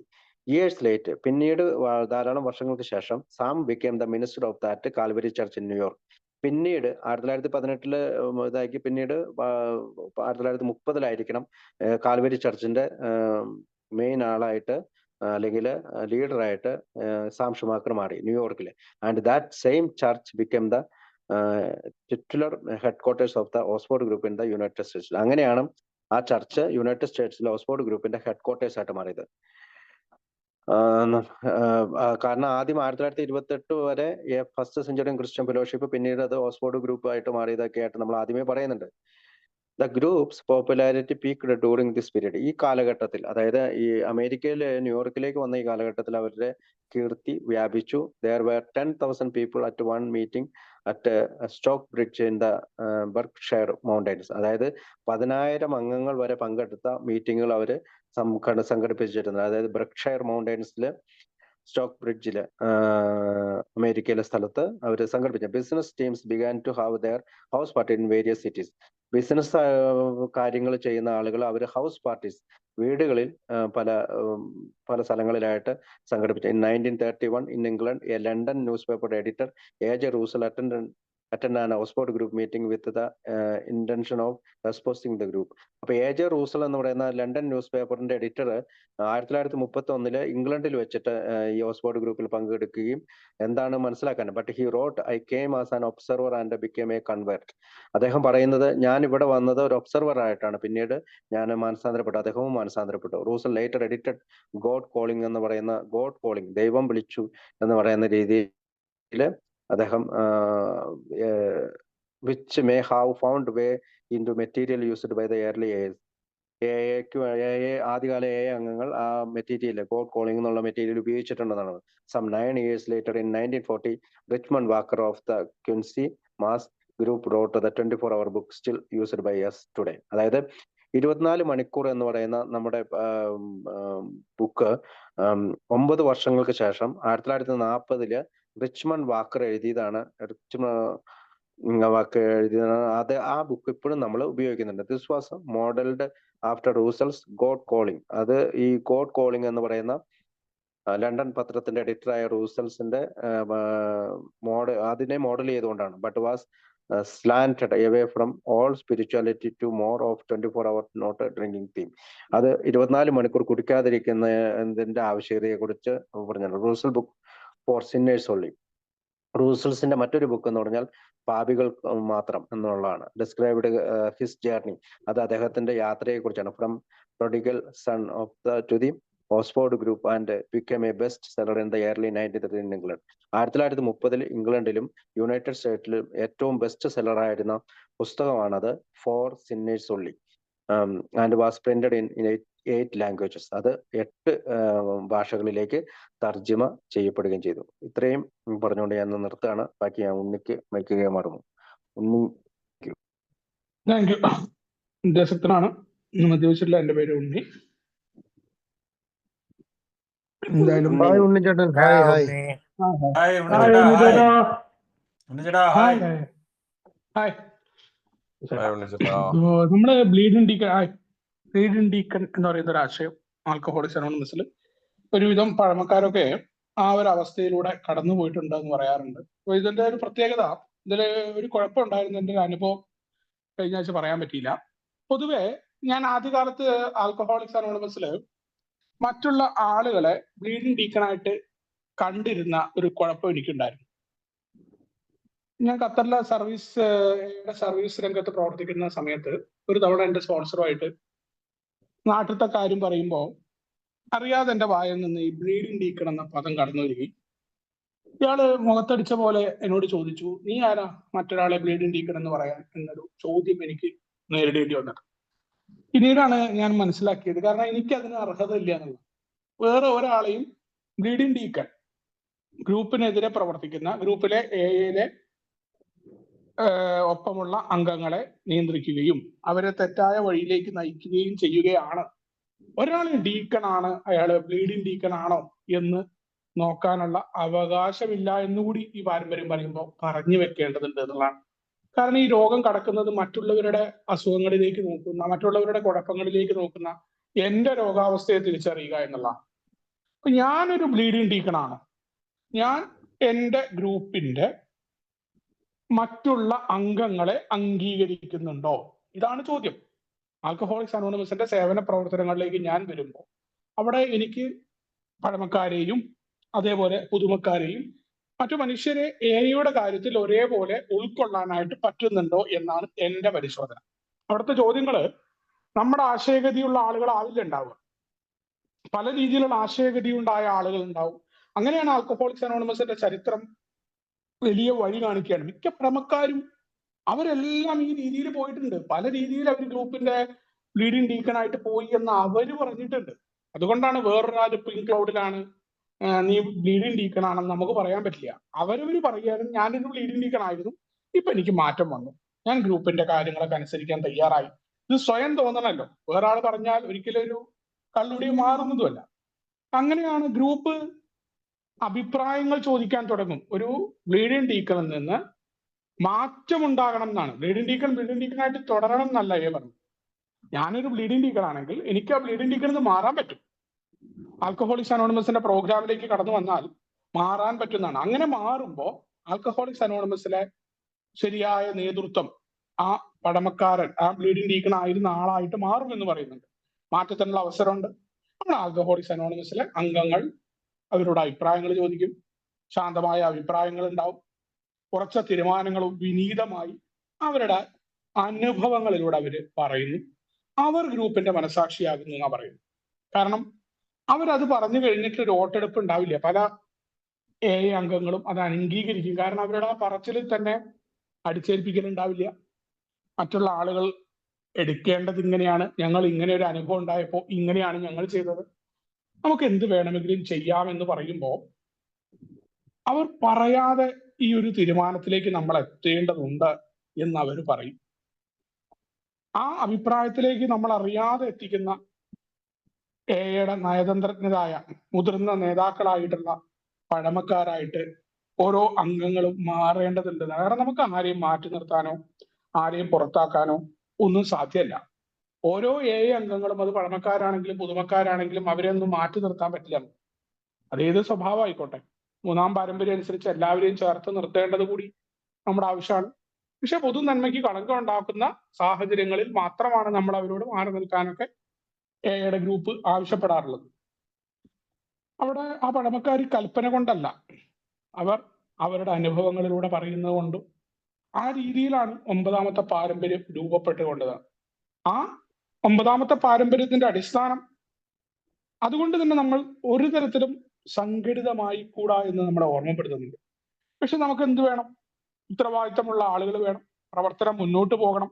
ആരുമില്ല എന്ന് പറഞ്ഞാൽ നാഥമില്ല കണരി പോലെ ആകും. അതുകൊണ്ട് തന്നെ കൃത്യമായിട്ടുള്ള ചുമതലകൾ ഉണ്ടാകുന്ന സെക്രട്ടറി, മറ്റ് സേവന മേഖല, ഇതെല്ലാം നമുക്ക് വേണ്ടതുണ്ട്. ഏരിയ കമ്മിറ്റി അടക്കം നമ്മുടെ ഡിസ്ട്രിക്ട് കമ്മിറ്റികൾ, ഓരോ ഗ്രൂപ്പിന്റെ കീഴെ വരുന്ന ഓരോ സേവന ഘടകങ്ങളും GSOയിലേക്ക് നമ്മുടെ ഗ്രൂപ്പിന്റെ ശബ്ദം എത്തിക്കാനായിട്ട് ഓരോ ഘടകങ്ങൾ ഉണ്ടായിരിക്കണം. ആ ഘടകങ്ങളുമായിട്ട് നമ്മുടെ ഗ്രൂപ്പിന് ബന്ധം ഉണ്ടായിരിക്കണം എന്നുള്ള തീരുമാനം നമുക്കുണ്ടായി. അവിടെ ബില്ല് വലിയൊരു ചരിത്ര പ്രഖ്യാപനത്തിന്റെ തൊട്ട് മുന്നേ ബിൽ വിൽസൺ തന്റെ തന്നെ ആ സ്വഭാവത്തിലെ ആ ഭാഗം, ബ്ലീഡിംഗ് ഡീക്കിനെ കുറിച്ച് അദ്ദേഹം എഴുതിയ ഭാഗത്ത് നിന്നാണ് ബില്ലിന്റെ ഒരു മാറ്റം. ബില്ലിന്റെ ഏറ്റവും വലിയ പ്രത്യേകത അതായിരുന്നു. ബിൽ എന്ന മനുഷ്യൻ തന്റെ വ്യക്തിപരമായ ജീവിതത്തിലെ ആ സ്വാർത്ഥതകളെയൊക്കെ അദ്ദേഹം ത്യജിക്കുകയും അത് പൊതു നന്മയ്ക്ക് വേണ്ടിയിട്ട്, ആൽക്കഹോളിക്സ് അനോണിമസിന്റെ കാര്യങ്ങൾക്ക് വേണ്ടിയിട്ട് അദ്ദേഹം തയ്യാറായിട്ടുണ്ട്. അദ്ദേഹത്തിന്റെ കുറവുകൾ ഏറ്റുപറയാൻ ഒരു മടിയില്ലാതെ തയ്യാറായിട്ടുണ്ട്. അവിടെ പറയുകയാണ്, നാളെ വൈകുന്നേരം ഇതേ കെയിൽ ഓഡിറ്റോറിയത്തില് ആൽക്കഹോളിക്സ് അനോണിമസിന്റെ നേതൃത്വം അവിടെ എന്താണെന്ന് എനിക്ക് കാണാൻ പറ്റും. അവിടെ തെരഞ്ഞെടുക്കാൻ പോകുന്ന ജനറൽ സർവീസ് കോൺഫറൻസിൽ അംഗങ്ങൾ ഇവിടെ വരുന്നുണ്ട്. ആ പുതുതായി തെരഞ്ഞെടുക്കാൻ പോകുന്ന ആളുകൾ എയുടെ ഗ്രൂപ്പിന്റെ മനസാക്ഷിയെ പ്രതിനിധീകരിക്കും. കാരണം ഓരോ ഗ്രൂപ്പ് അതിന്റെ പ്രതിനിധികളിൽ നിന്ന് അതിന്റെ ഓരോ ഘടകങ്ങളായിട്ട് കടന്നു വന്ന് ഗ്രൂപ്പുകളുടെ പ്രവർത്തനം സുഗമമായി നടത്തുക, മദ്യാസക്തിന് സന്ദേശം കൊടുക്കുക എന്നതാണ് സർവീസ് കോൺഫറൻസിന്റെ കൂടി ഉദ്ദേശം. അപ്പൊ ആ രീതിയിൽ ഗ്രൂപ്പിന്റെ മനസാക്ഷിയായിട്ട് ജനറൽ സർവീസ് കോൺഫറൻസ് മാറാൻ പോവാണ്. അതുകൊണ്ടാണ് ആൽക്കഹോളിക്സ് അനോണിമസിനെ റെപ്രസെന്റേറ്റ് ചെയ്യാൻ ജനറൽ സർവീസ് കോൺഫറൻസിന് മാത്രമാണ് അധികാരം എന്ന് പറയുന്നതിന്റെ കാരണത അത് ഗ്രൂപ്പിന്റെ മനസാക്ഷിയാവുന്നു. അവിടെ പിന്നെ ചോദ്യം ചെയ്യലുകൾ ഉണ്ടാവില്ല. അത് ഏതെങ്കിലും ഒരു വ്യക്തിയുടെ താല്പര്യം ആവില്ല ജനറൽ സർവീസ് കോൺഫറൻസ് തീരുമാനങ്ങൾ പറയുമ്പോൾ. അതും എയുടെ തത്വങ്ങളിൽ നിന്നുകൊണ്ടും അതിന്റെ സങ്കല്പങ്ങളിൽ നിന്നുകൊണ്ടായിരിക്കും ജനറൽ സർവീസ് കോൺഫറൻസ് കാര്യങ്ങളിൽ തീരുമാനം എടുക്കുക. അപ്പോ ബില്ല് പറയുകയാണ്, 9ാം പാരമ്പര്യത്തിന്റെ ചൈതന്യത്താൽ ഞങ്ങൾ പഴമക്കാർ പിൻവാങ്ങുന്നു, ഞാൻ മാറി നിൽക്കാൻ പോവുകയാണ്. നിങ്ങൾ ആവശ്യപ്പെടുമ്പോ നിങ്ങൾക്ക് വേണ്ട കാര്യങ്ങൾ തരാൻ ഞാൻ തയ്യാറാണെന്ന് പറയുന്നുണ്ട്. ഇനി ആരും ഭരിക്കുകയോ നിയന്ത്രിക്കുകയോ ചെയ്യുന്നില്ല. അതുവരെ ഉണ്ടായിരുന്ന ആളുകൾ ആരും നിങ്ങളെ ഭരിക്കാനോ നിയന്ത്രിക്കാനോ വരുന്നില്ല. സംഘടിതമായി തന്നെ, അല്ലെങ്കിൽ ആ രീതിയിലുള്ള സംഘടിതമായ പ്രവർത്തനങ്ങൾ ഉണ്ടാവും. എന്നാൽ ആൽക്കഹോളിക്സ് അനോണിമസിന്റെ 9ാമത്തെ പാരമ്പര്യം നമ്മുടെ തുണയ്ക്കുണ്ടായിരിക്കും. ഈ വിലയേറിയ തത്വം ഇനി നിങ്ങളിലൂടെ സംരക്ഷണം ചെയ്യപ്പെടണം, നിങ്ങളിത് പകർന്ന് മുന്നോട്ട് കൊണ്ടുപോകണമെന്ന് ബിൽ വിൽസൺ കൃത്യമായിട്ട് പറയുകയാണ്. തുടർന്ന് ബില്ലിന്റെ വാക്കുകളിലേക്ക്, ആൽക്കഹോളിക്സ് അനോണിമസിന്റെ ഭാവി സുരക്ഷിതമായിരിക്കുന്നത് 10ാം പാരമ്പര്യത്തിലാണ് എന്ന് നാം കരുതുന്നു. അതാകട്ടെ നാം തർക്ക വിഷയങ്ങളിൽ ഏർപ്പെടുന്നില്ല എന്നതാണ്. ഈ പാരമ്പര്യം ഇങ്ങനെ പറയുന്നു, എക്ക് മറ്റു വിഷയങ്ങളിൽ താല്പര്യമില്ല, അതുകൊണ്ട് എയുടെ പേര് പൊതു വിവാദങ്ങളിലേക്ക് വലിച്ചിഴക്കരുത്. ആൽക്കഹോളിക്സ് അനോണിമസിന്റെ 10ാമത്തെ പാരമ്പര്യം വളരെ പ്രധാനപ്പെട്ടതാണ്. എപ്പോഴൊക്കെ 10ാമത്തെ പാരമ്പര്യം ലംഘിച്ചിട്ടുണ്ടോ അന്നെല്ലാം വലിയ പ്രശ്നങ്ങൾ ഗ്രൂപ്പുകളിൽ ഉണ്ടായിട്ടുണ്ട്. ഗ്രൂപ്പുകളിൽ പുറത്തുള്ള ഒരു വിഷയങ്ങളും നമ്മൾ ചർച്ചയ്ക്ക് എടുക്കാറില്ല. ആൽക്കഹോളിക്സ് അനോണിമസിന്റെ ഉള്ളിലെ കാര്യങ്ങൾ, വ്യക്തിപരമായ വിലയിരുത്തലുകൾ, മറ്റുള്ള ആളുകളോടുള്ള അവരെ വിലയിരുത്തിയിട്ടുള്ള മാർക്കിടലുകൾ, ഇതൊന്നും നമ്മുടെ ഗ്രൂപ്പുകളിൽ ഉണ്ടാവാറില്ല. അതിന്റെ കാരണം 10ാമത്തെ പാരമ്പര്യമാണ്. നമ്മളിവിടെ തർക്ക വിഷയങ്ങളിൽ ഏർപ്പെടാറില്ല. 2ാമത്തെ പാരമ്പര്യം, 2ാമത്തെ പടി വളരെ കൃത്യമായിട്ട് ആൽക്കഹോളിക്സ് അനോണിമസിലെ കുഴപ്പക്കാരായ മദ്യപാനികൾക്ക് എല്ലാവരും ഞാൻ പിടിച്ച മുയലിന് 3 കൊമ്പ് എന്ന് പറയുന്ന മദ്യാസക്തൻ, ആ മദ്യാസക്തനെ തർക്കത്തിൽ നിന്ന് മാറ്റി നിർത്താനുള്ള കാരണം അവൻ ഒരിക്കലും അവന്റെ അഭിപ്രായത്തിൽ നിന്ന് മാറ്റാൻ അല്ലെങ്കിൽ മാറാൻ തയ്യാറുള്ളവനല്ല മദ്യാസക്തൻ. അപ്പൊ അവനവിടെ തർക്കം ഉണ്ടായി കഴിഞ്ഞാൽ എന്റെ രീതിയാണ് ശരി എന്ന് പറയുന്ന വാശിയിൽ അവൻ നിൽക്കും. എപ്പോൾ അവന് അത് പരിപൂർണമായിട്ടുള്ള തയ്യാറെടുപ്പ് ഉണ്ടാവുമ്പോഴേ അവൻ ആ മാറ്റത്തിന് വിധേയനാവുള്ളൂ.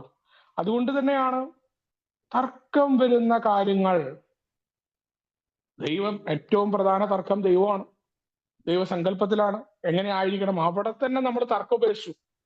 നിങ്ങൾ മനസ്സിലാക്കുന്ന തരത്തിൽ എന്താണോ ദൈവം, അത് നിങ്ങൾ ആരോടും പറയേണ്ട കാര്യമില്ല. ആ രീതിയിൽ നിങ്ങൾക്ക് മുന്നോട്ട് പോകാം. തർക്കിക്കുന്ന സമൂഹത്തിൽ നിന്ന് രാജിവെക്കൂ. അവിടെ 2ാമത്തെ പടി അരിച്ചിറങ്ങുന്നത് പോലെ ഇറങ്ങുന്നു എന്ന് എഴുതിയ ബിൽ വിൽസൺ 10ാമത്തെ പാരമ്പര്യം വളരെ കൃത്യമായി ചേർക്കുന്നു. എക്ക് മറ്റു വിഷയങ്ങളിൽ യാതൊരു താല്പര്യവുമില്ല, ഒരൊറ്റ കച്ചവടമുള്ളൂ. ചർച്ചകളും മുന്നോട്ട് കൊണ്ടുപോകലും ഒറ്റ കാര്യത്തിലാണ്, ഇങ്ങനെ സന്ദേശം മുന്നോട്ട് കൊടുക്കാം, അതുമായി ബന്ധപ്പെട്ട് നിങ്ങളുടെ അഭിപ്രായം എന്താ, ഓക്കെ, മറ്റാളുടെ അഭിപ്രായം എന്താ, തർക്ക വിഷയം ഉണ്ടായി കഴിഞ്ഞാൽ ഉടൻ അവിടെ വോട്ടെടുപ്പാണ്. അധികം വർത്താനൊന്നുമില്ല. അതുകൊണ്ട് തന്നെ ഇടപാടുകൾ വേറെ ഒന്നും ഉണ്ടാവുന്നില്ല. ഞാൻ വളരെ വ്യത്യസ്തമായ ഗ്രൂപ്പൊക്കെ കണ്ടത് ഖത്തറിലെ ഗ്രൂപ്പായിരുന്നു. അവിടെയൊക്കെ പലപ്പോഴും വിദേശത്തുള്ള സുഹൃത്തുക്കൾക്ക് അറിയാം, ആ ഗ്രൂപ്പുകളിലൊക്കെ നമ്മൾ ആഡ് ചെയ്താൽ അവിടെ എപ്പോഴെങ്കിലും അവിടെ ഒരു അനക്കം ഉണ്ടാവുക. പലപ്പോഴും ഞാൻ ഡെയിലി റിഫ്ലക്ഷനൊക്കെ ആദ്യകാലത്ത് ഞാൻ ഇംഗ്ലീഷിലുള്ള ഡെയിലി റിഫ്ലക്ഷൻ അവിടെ ഇട്ടു. എന്നോട് 3 ദിവസം അവരൊന്നും മിണ്ടുന്നില്ല. അപ്പൊ ആരും വലിയ അപ്രീസിയേഷൻ ഒന്നും തരാതെ ഇപ്പൊ ഞാൻ വേറൊരു അംഗത്തിനോട് ചോദിച്ചു. ഓക്കെ എന്ന് പറഞ്ഞു. അത് എന്റെ സ്പോൺസർ. പക്ഷെ എന്നോട് വളരെ കൃത്യമായിട്ട്, നീ എന്തിനാ അതൊക്കെ ഇട്ടിങ്ങനെ ഗ്രൂപ്പിലിടേണ്ട കാര്യം? ആളുകൾക്ക് അറിയാലോ AA.org ഉണ്ടെന്ന്. അവരാരും പൊട്ടന്മാരൊന്നുമല്ല. അവര് വേണ്ടവര് അവിടെ നിർത്തോളും. പുതുമക്കാർക്ക് വേണമെന്നുണ്ടെങ്കിൽ അവരുടെ ടെമ്പററി സ്പോൺസർ ഉണ്ട്, അവര് കൊടുത്തോളും. നീ ആരോ ദൈവം കളിക്കാന്ന് ചോദിച്ചു. വളരെ കൃത്യമായിട്ട് ആ ഗ്രൂപ്പിൽ ആ കാര്യം പോലും ഇല്ലാത്തൊരു ഗ്രൂപ്പ് ഞാൻ കണ്ടിട്ടുണ്ട്. എന്തെങ്കിലും വളരെ ഇമ്പോർട്ടന്റ് ആയിട്ടുള്ള സന്ദേശങ്ങൾ ഇടുന്ന ഒരു ഗ്രൂപ്പ്. അപ്പൊ വളരെ വ്യത്യസ്തമായ രീതിയിൽ AA പ്രവർത്തിക്കുന്നുണ്ട്. ഓരോ ഗ്രൂപ്പിനും ഓരോ രീതി എന്ന് പറഞ്ഞ പോലെ. പൊതുവായിട്ട് അവിടെയുള്ള അംഗങ്ങളുടെ ജോലി എന്താണെന്ന് അറിയാറില്ല. ആരും ചോദിക്കാറില്ല. ചായ കുടിക്കും, പൊതുവിശേഷങ്ങൾ പറയും, പിന്നീട് കാണാം, അടുത്ത ആഴ്ച കാണാമെന്ന് പറയും. മീറ്റിംഗിൽ സംബന്ധിയായി സംസാരിക്കും. ചില ആളുകൾ സിഗരറ്റ് കഴിക്കാൻ കമ്പനി ഉണ്ടാവും. അത് കഴിഞ്ഞ് അവര് പോവും. അപ്പോ വളരെ കൃത്യമാണ് മദ്യാസക്തരുടെ ബന്ധം ഏത് വിധമാകണം, എങ്ങനെ മുന്നോട്ട് പോകാൻ പറ്റും, എന്തുകൊണ്ട് അത് പാടില്ല എന്നൊക്കെ നമ്മുടെ ചരിത്രത്തിൽ ഊന്നിയിട്ടാണ് നമ്മളിതൊക്കെ ഉണ്ടാക്കിയിട്ടുള്ള പാരമ്പര്യങ്ങള് അനുഭവങ്ങളുടെ കല്ലുകളാൽ ഊതിപ്പെരുപ്പിച്ചെടുത്തതാണെന്ന് പറയാറുണ്ട്. ആൽക്കഹോളിക്സ് അനോണിമസ് ആരംഭിച്ചതിന് ശേഷം വലിയ തർക്ക വിഷയങ്ങൾ ഉണ്ടായിട്ടില്ല. വലിയ ലോകത്തിന്റെ പോർമുഖങ്ങളിൽ വലിയ പല കാര്യങ്ങളുടെ പേരിലും തർക്ക വിഷയങ്ങൾ ഉണ്ടായിട്ടുണ്ട്. ആൽക്കഹോളിക്സ് അനോണിമസ് ഈ 10ാമത്തെ പാരമ്പര്യത്തിൽ നിൽക്കുന്നോണ്ടാ നമ്മുടെ തർക്ക വിഷയങ്ങളിൽ ഏർപ്പെടാത്തത്. നമ്മൾ ലഹരിക്കെതിരെ പോകാറില്ല, മറ്റു കാര്യങ്ങളിൽ എയുടെ അഭിപ്രായം പറയാറില്ല. ഇവിടെ എക്കെതിരെ പോലും വലിയ ആരോപണങ്ങൾ ഫേമസ് ആയിട്ടുള്ള ബ്ലോഗേഴ്സ് ആൽക്കഹോളിക്സ് അനോണിമസിനെതിരെ ലക്ഷങ്ങൾ കണ്ട 13 സ്റ്റെപ്പ് എന്ന് പറയുന്ന രീതിയിൽ നടന്ന വീഡിയോ മീ ടു വിവാദം ലോകത്തിൽ കത്തിപ്പടർന്നപ്പോഴും ആൽക്കഹോളിക്സ് അനോണിമസ് അവിടെ പ്രതികരിക്കണ്ട എന്നുള്ള തീരുമാനം എടുക്കുക വ്യക്തമായിട്ട്. വ്യക്തിപരമായിട്ട് പല അംഗങ്ങൾ അവിടെ അഭിപ്രായം പറഞ്ഞിട്ടുണ്ടെങ്കിലും ഹോളായിട്ട് നമ്മുടെ അഭിപ്രായ പ്രകടനം നടത്താത്തതിന്റെ കാരണം നമ്മുടെ 10ാം പാരമ്പര്യമായിരുന്നു. അത് നമ്മുടെ ജനറൽ സർവീസ് കോൺഫറൻസിൽ നമുക്ക് തീരുമാനം എടുക്കാൻ പറ്റും അങ്ങനെ പെരുമാറണോ. ആ കോൺഫറൻസിന്റെ തീരുമാനം അത് വേണ്ട എന്നാണെങ്കിൽ വേണ്ട എന്ന് തന്നെയാണ് നമ്മുടെ തീരുമാനം. കാരണം നമുക്ക് ഏറ്റവും പ്രധാനം എന്താ, നമ്മുടെ കച്ചവടം നടന്നുകൊണ്ടിരിക്കണം, അതിനൊരു മുടക്കം ഉണ്ടാകും. അത് ഇത്തരം വിഷയങ്ങളിൽ പെട്ടിട്ട് നമ്മൾ നിൽക്കാൻ പാടില്ല. കടന്നു വന്ന് മദ്യാസക്തി എന്ന് പറയുന്ന മാരകമായ ആ രോഗത്തിൽ നിന്ന് മോചനം നേടാൻ ആഗ്രഹിക്കുന്നവർ എന്തൊക്കെ കാര്യങ്ങൾ അറിഞ്ഞിട്ടും വീണ്ടും ഈ മദ്യം എന്ന് പറയുന്നത് വല്ലാത്തൊരു ദുരന്തമാണ്. അനുഭവിച്ചവർക്ക് മാത്രം അറിയുന്ന ഒരു ദുരന്തം. മാറി നിന്ന് കഴിഞ്ഞാൽ എനിക്ക് പലപ്പോഴും തോന്നുന്നു ഞാൻ എവിടെയോ എത്തി എന്ന തോന്നലുകൾ ഉണ്ടാകുമ്പോൾ ഞാൻ വന്ന വഴികൾ ആലോചിക്കാറുണ്ട്.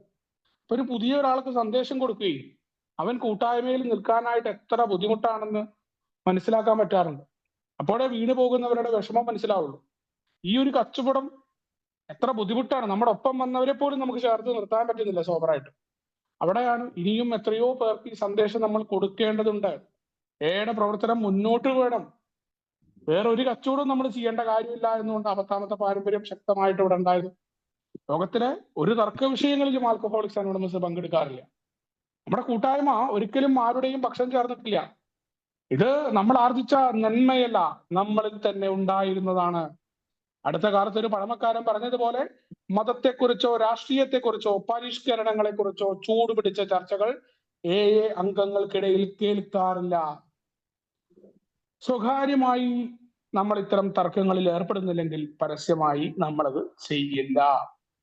അപ്പോൾ അവിടെ വളരെ കൃത്യമാണ്. ആൽക്കഹോളിക്സ് അനോണിമസിൽ അംഗങ്ങൾക്കൊക്കെ വ്യക്തിപരമായ അഭിപ്രായം ഉണ്ടാവും. പക്ഷെ അവര് പരസ്പരം കാണുമ്പോൾ ഈ വിഷയങ്ങൾ തർക്കത്തിൽ എടുത്തു കഴിഞ്ഞാൽ വ്യക്തിപരമായിട്ട് തന്നെ വിളിക്കുമ്പോൾ എവിടെ ഈ ഭാഗം നിർത്തണം എന്നറിയുന്ന ആളുകൾക്ക്, നമ്മളിവിടെ ഒറ്റ കാര്യത്തിന് വന്ന് നിൽക്കുന്ന ആളുകളാണ്, വേറെ ഒരു ബന്ധവുമില്ല. മദ്യപാനം എന്ന പൊതു പ്രശ്നം ഒരു പൊതുവിനാശത്തിന്റെ പങ്കാളികളാണ് എന്ന ചിന്തയാണ് നമ്മൾ ഒരുമിപ്പിക്കുന്നത്. അവിടെ വന്നിട്ട് രാഷ്ട്രീയപരമായിട്ട് പല കാഴ്ചപ്പാടുകളുള്ള ആളുകളുണ്ട്. വെറുതെ അല്ല നമ്മുടെ പാരമ്പര്യങ്ങളിൽ എഴുതി വെച്ചത്. ഒരാളുടെ രാഷ്ട്രീയമല്ല. പലപ്പോഴും നമ്മുടെ കുഴപ്പം എന്താ, നമുക്ക് ഇതറിയില്ല. എതിരെ നിൽക്കുന്ന ഒരാശയക്കാരൻ എന്റെ ആശയത്തിൽ വന്നാൽ മാത്രമേ അവരുമായി സൗഹൃദം സാധ്യമാകുള്ളൂ എന്ന ഭാഗത്താണ് നമ്മുടെ കുഴപ്പം. അങ്ങനെ ആകുമ്പോ തീർച്ചയായിട്ടും എതിരെ നിൽക്കുന്ന നമ്മുടെ ആശയഗതി ഇല്ലാത്തവരോട് നമുക്ക് വെറുപ്പായിരിക്കും, കുഴപ്പങ്ങൾ ആരംഭിക്കാൻ തുടങ്ങും. ആൽക്കഹോളിക്സ് അനോണിമസിന്റെ പ്രധാന കച്ചവടം നിൽക്കും, നമ്മുടെ ഗ്രൂപ്പ് തിരിയും. അപ്പോ ആൽക്കഹോളിക്സ് അനോണിമസിലെ അംഗങ്ങൾ വ്യക്തിപരമായിട്ടുള്ള ബന്ധങ്ങൾ ഉണ്ടാകുമ്പോൾ അവരുടെ കൂടിച്ചേരലുകളിൽ ഒരു കാരണവശാലും മതത്തെക്കുറിച്ച്, രാഷ്ട്രീയത്തെക്കുറിച്ച്, പരിഷ്കരണങ്ങളെക്കുറിച്ച്, സാമൂഹിക പരിഷ്കരണങ്ങളെക്കുറിച്ച് ഇതൊന്നും AA അംഗങ്ങൾക്കിടയിൽ കേൾക്കാറില്ല. അതായിരുന്നു AA വളർന്ന് പന്തലിക്കാനുള്ള കാരണം. നേരത്തെ പറഞ്ഞ പോലെയാണ് അവിടെ പറയാനുള്ളത്. പടികളിലൂടെ ചായ കുടിക്കുമ്പോൾ പോലും പറയാനുള്ളത് ഒരിക്കലും ട്രംപിന്റെ ഭരണമാറ്റത്തെക്കുറിച്ച് ആയിരുന്നില്ല അമേരിക്കക്കാർ സംസാരിച്ചിരുന്നത്, അല്ലെങ്കിൽ അമേരിക്കയിൽ അടുത്ത് നടക്കാൻ പോകുന്ന കാര്യങ്ങളെ കുറിച്ച് ആയിരുന്നില്ല അവർ സംസാരിച്ചിരുന്നത്. മറിച്ച് ഞങ്ങൾ പടികളിലൂടെ ഉണ്ടായ മാറ്റം, പടികൾ ഇങ്ങനെയായിരുന്നു ചെയ്തിരുന്നത്, അല്ലെങ്കിൽ ഇതായിരുന്നു ചെയ്തിരുന്നത്, എന്റെ ഓഫീസിൽ ഒരു പ്രശ്നം ഉണ്ടായപ്പോൾ ഞാൻ ഇങ്ങനെ അതിനെ പരിഹരിച്ചു, എങ്ങനെ പോകുന്നു നിന്റെ സ്റ്റെപ്പ് വർക്കൊക്കെ, നീ സ്റ്റെപ്പൊക്കെ ചെയ്തോ, ഇപ്പൊ എങ്ങനെയാ ജീവിതത്തിൽ കാര്യങ്ങളെ കൈകാര്യം ചെയ്യുന്നത് എന്നൊക്കെയുള്ള ഈ രീതിയിലാണ് ചോദ്യങ്ങളൊക്കെ. എന്ത് മനോഹരാ നോക്കൂ. ആ മീറ്റിംഗ് കഴിയുന്നു, ചായ കുടിക്കുമ്പോൾ അവിടെ ജിം എന്തായിരുന്നു, ജിം ഇന്ന് ഷെയർ ചെയ്ത കാര്യം ശരിയായിരുന്നു, ജിമ്മിന്റെ ഷെയറിങ് കുറച്ചുകൂടി നന്നാക്കാമായിരുന്നു, ഇതാരും പറയാറില്ല അവിടെ. മറിച്ച് എന്റെ ജീവിതത്തിലെ മാറ്റം എന്താണ്, ഞാൻ പടികളിലൂടെ എത്ര ബുദ്ധിമുട്ടുണ്ടായി, എന്റെ ഓഫീസിൽ എനിക്കിന്ന് എന്റെ മുതലാളിമാരുമായിട്ടുള്ള കുഴപ്പങ്ങളെ, ആൽക്കഹോളിക്സ് അനോണിമസിന്റെ പൊതു തത്വം. കാരണം ഞാനും അവനും ജിമ്മും ടോമും അവിടെ ചെന്നിട്ടുള്ളത് ഒരൊറ്റ കാര്യത്തിനാണ്. മറ്റു കാര്യങ്ങളൊന്നും എനിക്ക് അറിയേണ്ട കാര്യമില്ല. എന്റെ മദ്യാസക്തി എന്ന രോഗമാണ്. അത് മദ്യപിക്കാതിരിക്കുമ്പോഴും എനിക്ക് രോഗമുണ്ട്. പലപ്പോഴും പൊതുമക്കാരെയൊക്കെ പരിഗണിക്കില്ല എന്ന് ഞാൻ അവരോട് പരാതി പറയാറുണ്ടായിരുന്നു. കാരണം പൊതുമക്കാരെ സ്വാഗതം ചെയ്യാറില്ല അവിടുത്തെ മീറ്റിങ്ങുകളിൽ പോലും. സെക്രട്ടറി പോയി കണ്ട് ടെമ്പററി സ്പോൺസറുടെ ലിസ്റ്റാ കൊടുക്കുക. അപ്പൊ എന്നോട് ചോദിച്ചത് എന്റെ രോഗം മാറിയിട്ടില്ല എന്നാണ് 35 വർഷക്കാരൻ പറഞ്ഞത്. ഞാൻ മീറ്റിങ്ങിന് വരുന്നത് എന്റെ രോഗശമനത്തിന് വേണ്ടിയിട്ടാണ്. വലിയൊരു ആശയമായിരുന്നു അത്.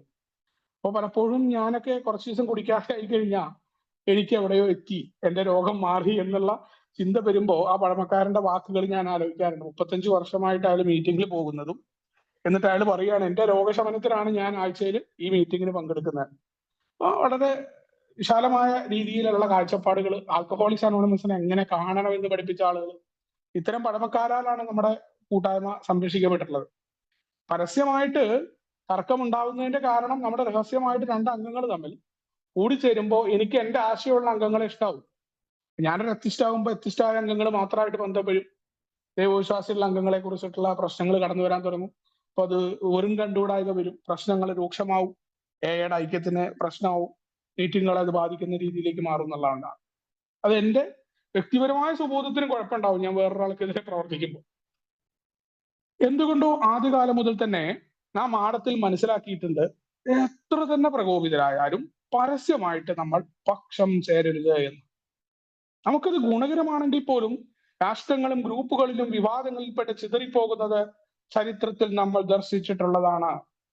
അനിഷ്ടക്കാരായ ചിലരാകട്ടെ അവരുടെ സ്വന്തം ആശയങ്ങൾ മറ്റുള്ളവരുടെ മേൽ അടിച്ചേൽപ്പിക്കാൻ ശ്രമിക്കുകയും തകർന്നു പോകുന്നതും നാം കണ്ടിട്ടുള്ളതാണ്. മതങ്ങളും വംശങ്ങളും ഉണർത്തിവിടുന്ന രാഷ്ട്രീയവും സാമ്പത്തികവുമായ യുദ്ധങ്ങളിൽ ദശലക്ഷക്കണക്കിന് ആളുകൾ മരിക്കുന്നത് നാം നമ്മുടെ ആദ്യകാലം മുതൽ കണ്ടിട്ടുള്ളതാണ്. പ്രകൃതി സമ്പത്ത് പങ്കിടുമ്പോൾ ആസന്നമായ ഒരു കൂട്ടക്കൊലക്കിടയാക്കാവുന്ന ഒരു കാലത്താണ് നമ്മൾ ജീവിക്കുന്നത്.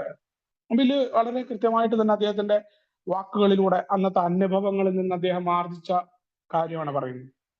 നമ്മൾ തുടക്കകാലം മുതൽ തന്നെ മനസ്സിലാക്കിയിട്ടുണ്ട്, നമ്മുടെ മുന്നേ കടന്നുപോയ വാഷിംഗ്ടോണിയൻ എന്ന് പറയുന്ന ഗ്രൂപ്പ് ഉണ്ടായിരുന്നു. എന്തുകൊണ്ടാണ് 6 ലക്ഷം അംഗങ്ങളിൽ നിന്ന് അവർ തകർന്നത്? എത്ര പെട്ടെന്നായിരുന്നു അവരുടെ വളർച്ച, സമൂഹത്തിൽ എത്ര സ്വീകാര്യമായിരുന്നു അവർക്ക്. തകർന്ന് തരിപ്പണമാകുന്നതിന്റെ കാരണം എന്തായിരുന്നു നമുക്ക് കൃത്യമായിട്ട് അറിയാമായിരുന്നു. പരസ്യമായിട്ട് പക്ഷം ചേരരുത്. എന്തു തന്നെ പ്രൊവോക്കേഷൻ ആൽക്കഹോളിക്സ് അനോണിമസിന്റെ കാര്യത്തിലോ എക്കെതിരെ ഉണ്ടായാൽ പോലും, ഞാൻ നേരത്തെ സൂചിപ്പിച്ചു, എക്കെതിരെ ഉണ്ടാകുന്ന കാര്യങ്ങളിൽ എത്ര തന്നെ പ്രകോപനം, മീടു ആരോപണങ്ങളിൽ പരസ്യമായിട്ട് നമ്മളൊന്ന് ആലോചിച്ച് നോക്കൂ. നമ്മുടെ ഓരോ അംഗങ്ങളും ഇത്ര അധികം ലക്ഷക്കണക്കിന് അംഗങ്ങളുണ്ട്, എനെ സ്നേഹിക്കുന്ന ആളുകളുണ്ട്. ഈ അംഗങ്ങൾ അവരവരുടെ പോസ്റ്റുകൾ എല്ലാവർക്കും ഏതൊരു കാര്യത്തിനും തന്നെ പറയാറുണ്ട്. നമ്മുടെ ബിഗ് ബുക്കിന്റെ അവസാനം എഴുതിയിട്ട് ഏതൊരു തത്വത്തിനുമെതിരെ ഒരു മറുപുറമുണ്ട്, ഏതൊരു വാദത്തിനുമെതിരെ ഒരു വാദമുണ്ട്. അതുകൊണ്ടല്ലേ നമുക്ക് ടി വിയിലാണെങ്കിലും എവിടെയാണെങ്കിലും ഒരു ഡിബേറ്റുകൾ ജയിക്കാത്തതിന്റെ കാരണം എന്താ? ഒന്ന് പാരഡോക്സുകൾ ഉണ്ടാവും. പല ആൾക്കാർക്കും അത് ഈ വെക്കുന്ന ആൾക്ക് ഇത് മനസ്സിലാവില്ല, ഇത് എത്തരത്തിലാണ് ഈ വാദം എന്നത്. എതിരെ നിൽക്കുന്ന ആള് അവനവന്റെ വാദത്തിൽ ഉറച്ചു നിൽക്കും. നമ്മൾ ആ വാദഗതിയാണെങ്കിൽ നമുക്ക് തോന്നും നമ്മുടെ ആള് ജയിച്ചു. കുറച്ചു നേരം മറ്റാൾ മിണ്ടാതെയായ എവിടെ ആ വാദഗതി ജയിക്കുന്ന, അയാൾ ആ ആശയത്തിലേക്ക് മാറുന്നുണ്ടോ? എല്ലാം അവരവരുടെ കാര്യം പറയുകയാണ്. ഇത് ആൽക്കഹോളിക്സ് അനോണിമസിന് ആദ്യമേ മനസ്സിലായിട്ടുണ്ട്. അതുകൊണ്ട് തന്നെയാണ് നമ്മുടെ അവസാന ഭാഗത്ത് അനുബന്ധം 2 ഒക്കെ എല്ലാ അറിവിനുമെതിരെ അന്വേഷണത്തിന് അതീതമായ അവജ്ഞയുടെ തൊട്ട് മുന്നേ എഴുതി വെച്ചിട്ടുള്ള കാര്യം വളരെ കൃത്യമായിട്ട് തന്നെ അനുബന്ധം 2 അവസാനം നമ്മൾ എഴുതിയിട്ടുണ്ട്. എല്ലാ വാദങ്ങൾക്കുമെതിരെ ഒരു വാദമുണ്ട് എന്നുള്ളത് കൊണ്ടാണ്. ആൽക്കഹോളിക്സ് അനോണിമസിന് വരെ ഉണ്ടാകുന്ന പ്രകോപനങ്ങളിൽ നമ്മൾ പരസ്യമായിട്ട് പക്ഷം ചേരാറില്ല. അതിൽ നമ്മൾ 13 സ്റ്റെപ്പിനെതിരെ പോലും നമ്മൾ അഭിപ്രായം പറയാത്തതിന്റെ കാരണം അതായിരുന്നു. എക്കെതിരെ തന്നെ നമ്മൾ വക്കീലുമാരായിട്ട് പുറത്തു പോകേണ്ടതില്ല. ജനറൽ സർവീസ് കോൺഫറൻസിന്റെ തീരുമാനം ഉണ്ടാവും. അത് പലതും പറഞ്ഞോട്ടെ, നമ്മൾ ആരും എയുടെ വക്കീലന്മാരാവേണ്ട കാര്യമില്ല. നമ്മൾ പ്രവർത്തിക്കുക എന്നവർ നമ്മുടെ ജീവിതത്തില് നമുക്ക് ഗുണകരമാണെങ്കിൽ പോലും ഇത്തരം കാര്യങ്ങളിൽ നമ്മൾ നിൽക്കരുത്. പ്രത്യേകിച്ച് മദ്യാസക്തിയുമായി ബന്ധപ്പെട്ട വിഷയങ്ങൾ ഉണ്ടാകുമ്പോൾ ഏക്കാരനാണെന്ന് അറിയുന്ന ഒരു ഭാഗത്ത് നമ്മൾ ഇത്തരം തർക്കങ്ങൾ, പ്രത്യേകിച്ച് സോഷ്യൽ മീഡിയയിൽ തന്നെ നമ്മൾ ഏക്കാരായിട്ട് ഒരു കാരണവശാലും തർക്കങ്ങളിൽ ഏർപ്പെടരുത്. അപ്പൊ അതുകൊണ്ടാണ് നമ്മൾ മദ്യവിരുദ്ധ സമിതികളുടെ പരിപാടികളിൽ വിളിക്കുമ്പോൾ ശ്രദ്ധിച്ച് നമ്മൾ പോകുന്നത്. നമുക്കൊരിക്കലും വാദത്തെ ഖണ്ഡിച്ചുകൊണ്ടൊന്നും അവിടെ സംസാരിക്കാൻ പറ്റില്ല. കാരണം എയുടെ ഒരു സ്ഥലത്ത് മീറ്റിങ്ങിന് നമ്മൾ പോകുമ്പോൾ അവിടെ എക്കെതിരെ പറഞ്ഞാൽ പോലും അവിടെ നിന്ന് പോരണമെന്നാ പഴമക്കാർ പറയാൻ നമ്മളോട്. കാരണം ഈ നമ്മൾ എവിടെയെങ്കിലും പെർമിഷൻ ചോദിക്കാൻ പോയിട്ടുള്ള അവിടുത്തെ പഴമക്കാരൻ അവിടുത്തെ ആ ആള് നാളെ ഒരു മദ്യാസക്തിനെ എയിലേക്ക് തരണമെന്നുണ്ടെങ്കിൽ നമ്മുടെ പെരുമാറ്റം കണ്ടുകൊണ്ടായിരിക്കണം. ഞാൻ അവിടെ പോയിട്ട് എന്റെ സ്ഥലം തന്നില്ല എന്ന് പറഞ്ഞ അയാളോട് ഞാൻ ബഹളം ഉണ്ടാക്കിയ എന്റെ സ്വഭാവത്തിന് ഞാൻ ബഹളം ഉണ്ടാക്കും. എന്നോടൊരു പഴമക്കാരൻ പറഞ്ഞിട്ടുണ്ട്, അവിടെ ആണ്, നീയല്ല നശിക്കാൻ പോകുന്നത്, ആൽക്കഹോളിക്സ് അനോണിമസിന്റെ വിലയാണ് നീ കളയാൻ പോകുന്നത്. നിന്റെ ഈ നിരുത്തരവാദപരമായ ദേഷ്യം കാരണം അവിടെ നീ മിണ്ടാതെ പോരണം. ആൽക്കഹോളിക്സ് അനോണിമസിന് നിന്റെ ജീവൻ രക്ഷിച്ച വിലയുണ്ടോ? നീ എങ്ങനെയാണ് കൂട്ടായ്മയിലേക്ക് കടന്നു വന്നതെന്നുള്ള ഓർമ്മ നിനക്കുണ്ടോ? നിനക്ക് നന്ദിയുണ്ടെങ്കിൽ ആൽക്കഹോളിക്സ് അനോണിമസിന്റെ പേര് നിന്റെ കാരണം കൊണ്ട് കേടുവരരുത്. അതിന് ഏറ്റവും പ്രധാനം എന്താണ്? ആവശ്യമില്ലാത്ത സ്ഥലങ്ങളിൽ നിന്ന് മാറി നിൽക്കലാണ്. അത് നമ്മൾ പഠിച്ചത് 10ാമത്തെ പാരമ്പര്യത്തിലാണ്. കാരണം നമ്മുടെ മുന്നേ കടന്നുപോയ പല ഗ്രൂപ്പുകളുടെ തകർച്ച, രാഷ്ട്രങ്ങളുടെ തകർച്ച എല്ലാം വിവാദങ്ങളിൽ പെട്ടിട്ടാണ്. ചെറിയ വിവാദങ്ങളാണ് വലിയ രീതിയിലുള്ള പ്രശ്നങ്ങളാവുന്നത്. മനുഷ്യർ പക്ഷം ചേരാൻ ഏറ്റവും വലിയ മനുഷ്യന്റെ പരിണാമപരമായി മനുഷ്യന്റെ ഉള്ളിൽ കിട്ടിയ എവല്യൂഷൻ എന്നുള്ള കുഴപ്പമാണ് നമ്മൾ ഗ്രൂപ്പ് തിരിയും വളരെ പെട്ടെന്ന്. നമുക്ക് എപ്പോഴും പോർവിളിയാണ് അപ്പുറത്ത് നിൽക്കുന്ന ഗ്രൂപ്പുകാർക്കെതിരെയുള്ള പോർവിളി. അത് നമുക്ക് പണ്ട് കിട്ടിയിട്ടുള്ളതാ. 2 ലക്ഷം വർഷങ്ങൾക്ക് മുന്നേ കിട്ടിയ സ്വഭാവം നമ്മുടെ ഉള്ളിലുണ്ട്. ഇത് ആൽക്കഹോളിക്സ് അനോണിമസിന്റെ പഴമക്കാർ മനസ്സിലാക്കിയിട്ടുണ്ട്. അപ്പൊ ഈ ഗുണമുള്ള കാര്യങ്ങളിൽ നിന്ന് പോലും നമ്മുടെ തർക്കത്തിൽ നിന്ന് മാറി നിൽക്കുകയാണ്. തന്നിഷ്ടക്കാരായിട്ടുള്ള ചില ആൾക്കാർ എന്ത് ചെയ്യുന്നുണ്ട് ഇതിന്റെ ഇടയിൽ കൂടെ? അതുണ്ട് കേട്ടോ. അവരെന്ത് ചെയ്തു? സ്വന്തം ആശയങ്ങൾ മറ്റുള്ള ആൾക്കാരുടെ മേൽ അടിച്ചേൽപ്പിക്കാൻ ശ്രമിച്ചു. അവരങ്ങ് ഏനെ അങ്ങ് ശരിയാക്കി കളയാമെന്ന് കരുതിക്കൊണ്ട് അവരുടെ സ്വന്തം ആശയങ്ങളൊക്കെ ആക്കി മാറ്റും. എന്നിട്ട് അത് മറ്റുള്ളവരുടെ മേൽ അടിച്ചേൽപ്പിക്കാൻ ശ്രമിക്കുകയാണ് ആൽക്കഹോളിക്സ് അനോണിമസിന്റെ കാര്യത്തിൽ. അവരെല്ലാം തകർന്നു പോകുന്ന അനുഭവങ്ങൾ നമ്മൾ കണ്ടിട്ടുണ്ട്. അതൊന്നും ദൈവം കളിയൊന്നും ആൽക്കഹോളിക്സ് അനോണിമസിന്റെ ചരിത്രത്തിൽ നടന്നിട്ടില്ല. അപ്പോ മതങ്ങളും വംശങ്ങളും ഉണർത്തിവിടുന്ന രാഷ്ട്രീയവും സാമ്പത്തികവുമായ യുദ്ധങ്ങൾ, ദശലക്ഷക്കണക്കിന് ആളുകൾ മരിക്കുന്നത് നമ്മൾ കണ്ടു. എവിടെ ആയിക്കോട്ടെ, മതമായിക്കോട്ടെ, വംശങ്ങളായിക്കോട്ടെ, വംശീയമായ ചേർതിരിവുകളായിക്കോട്ടെ.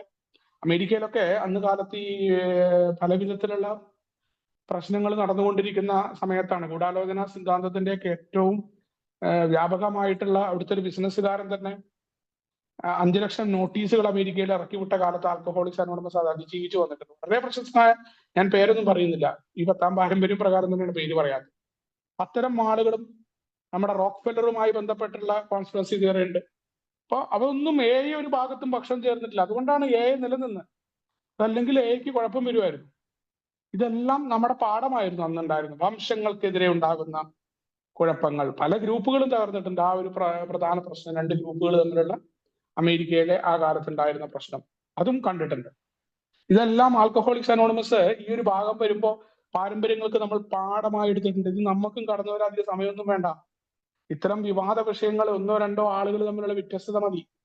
വളരെ പെട്ടെന്ന് ഏത് തരിശു നിലത്തിലും എളുപ്പം വിതയ്ക്കാൻ പറ്റുന്ന വിത്താണ് വംശീയത, വർഗവിദ്വേഷം. അത് വളരെ കൃത്യമായി ആൽക്കഹോളിക്സ് അനോണിമസ് മനസ്സിലാക്കിയിട്ടുണ്ട്. വെറുപ്പ് വളരെ പെട്ടെന്ന് നമുക്ക് ഉണ്ടാക്കാനായി സാധ്യമാണ്. അപ്പൊ ഇതെല്ലാം നമ്മൾ കണ്ടിട്ടുണ്ട്, ഈ കാലഘട്ടത്തിൽ ഉണ്ടായിട്ടുണ്ട്. കാരണം ലോകമഹായുദ്ധങ്ങൾ ദർശിച്ചുകൊണ്ട് ആ സമയത്ത് കുടിച്ചിരുന്ന ആളാണ്. ബില്ലിന്റെ കൂടി തന്നെ വരുന്ന ആ സമയത്താണ്. പ്രകൃതി സമ്പത്ത് പങ്കിടുമ്പോൾ ആസന്നമായ ഒരു കൂട്ടക്കൊലക്കിടയാകുന്ന ഒരു കാലത്താണ് നമ്മൾ ജീവിച്ചിരിക്കുന്നതാണ്. അതിന്റെ കാര്യത്തിൽ പോലും ഇത് ഞങ്ങൾക്കാണെന്ന് പറയുന്ന രീതിയിൽ ഉണ്ടാകുന്ന ഒരു യുദ്ധത്തിന് പോലും നിൽക്കുന്ന സമയത്ത് വിവാദ വിഷയങ്ങൾ ആൽക്കഹോളിക്സ് അനോണിമസിന്റെ 1-ാം പാരമ്പര്യം ഐക്യത്തിന് തുരങ്കം വെക്കും, നമ്മൾ ചേരിതിരിയും മദ്യാസക്തർ എന്നുള്ള ഓർമ്മപ്പെടുത്തലുണ്ടായിരുന്നു. ഇത്തരം ഒരു ആത്മീയ പശ്ചാത്തലത്തിലാണ് ജനിച്ചതും വളർന്നതും. മറ്റുള്ളവരുമായി പരസ്പരം പോരടിക്കാനുള്ള വിമുഖത ശ്രേഷ്ഠമായി കണക്കാക്കുകയും മറ്റുള്ളവരുടെ മേൽക്കൈ നേടാനും നമ്മൾ ശ്രമിക്കുന്നില്ല. മാത്രവുമല്ല, അംഗങ്ങൾ സാധാരണ പൗരന്മാരായെന്നും അവരുടെ വ്യക്തിപരമായ ഉത്തരവാദിത്തങ്ങൾ മറന്ന് അതാതു കാലത്തെ പ്രശ്നങ്ങൾ ഏറ്റെടുക്കേണ്ടവരാണ് എന്ന് ഇതിനർത്ഥമില്ല. മൊത്തമായി കാണുമ്പോൾ ഇത് മറ്റൊരു പ്രശ്നമാണ്. എന്ന നിലയിൽ നാം തർക്കങ്ങളിൽ ഏർപ്പെടുന്നില്ല. അങ്ങനെയൊക്കെ ആയാൽ കൂട്ടായ്മ നശിക്കും. കൂട്ടായ്മയുടെ നിലനിൽപ്പും വ്യാപനവുമാണ് നമുക്ക് പ്രധാനം. മറ്റൊന്നിന്റെയും ഭാരം ചുമക്കാൻ നാം തയ്യാറാകരുത്. മദ്യത്തിൽ നിന്നുള്ള മോചനമാണ് നമുക്ക് ജീവിതം. അതിനാൽ അതിജീവനത്തിനായിട്ട് നാം സർവശക്തിയും സംഭരിക്കേണ്ടതുണ്ട്. ആൽക്കഹോളിക്സ് അനോണിമസിന്റെ ആത്മീയത എത്ര കൃത്യമായിട്ടാണ് ബിൽ വിൽസൺ ഈ ഭാഗത്ത് വരച്ചിട്ടുള്ളത് കണ്ടല്ലേ. ഈ ഒരു ആത്മീയമായ പശ്ചാത്തലത്തിലാണ് ആൽക്കഹോളിക്സ് അനോണിമസ് വിവാദങ്ങൾ ഉണ്ടാക്കാൻ ആഗ്രഹിക്കുന്നില്ല. ജനിച്ചതും വളർന്നതും ഈ രീതിയിലാണ്. പ്രശ്നങ്ങളെല്ലാം ഉണ്ടായിട്ടുണ്ട്, വാളെടുത്തിട്ടുണ്ട് പരസ്പരം. അവിടങ്ങളിലൊക്കെ സമവായങ്ങൾ ഉണ്ടായിട്ടുണ്ട്. നമ്മൾ ഒരുമിച്ച് പൊതുലക്ഷ്യത്തിന് വേണ്ടി ഒരുമിച്ച് മുന്നോട്ട് പോയ ആളുകളാണ്.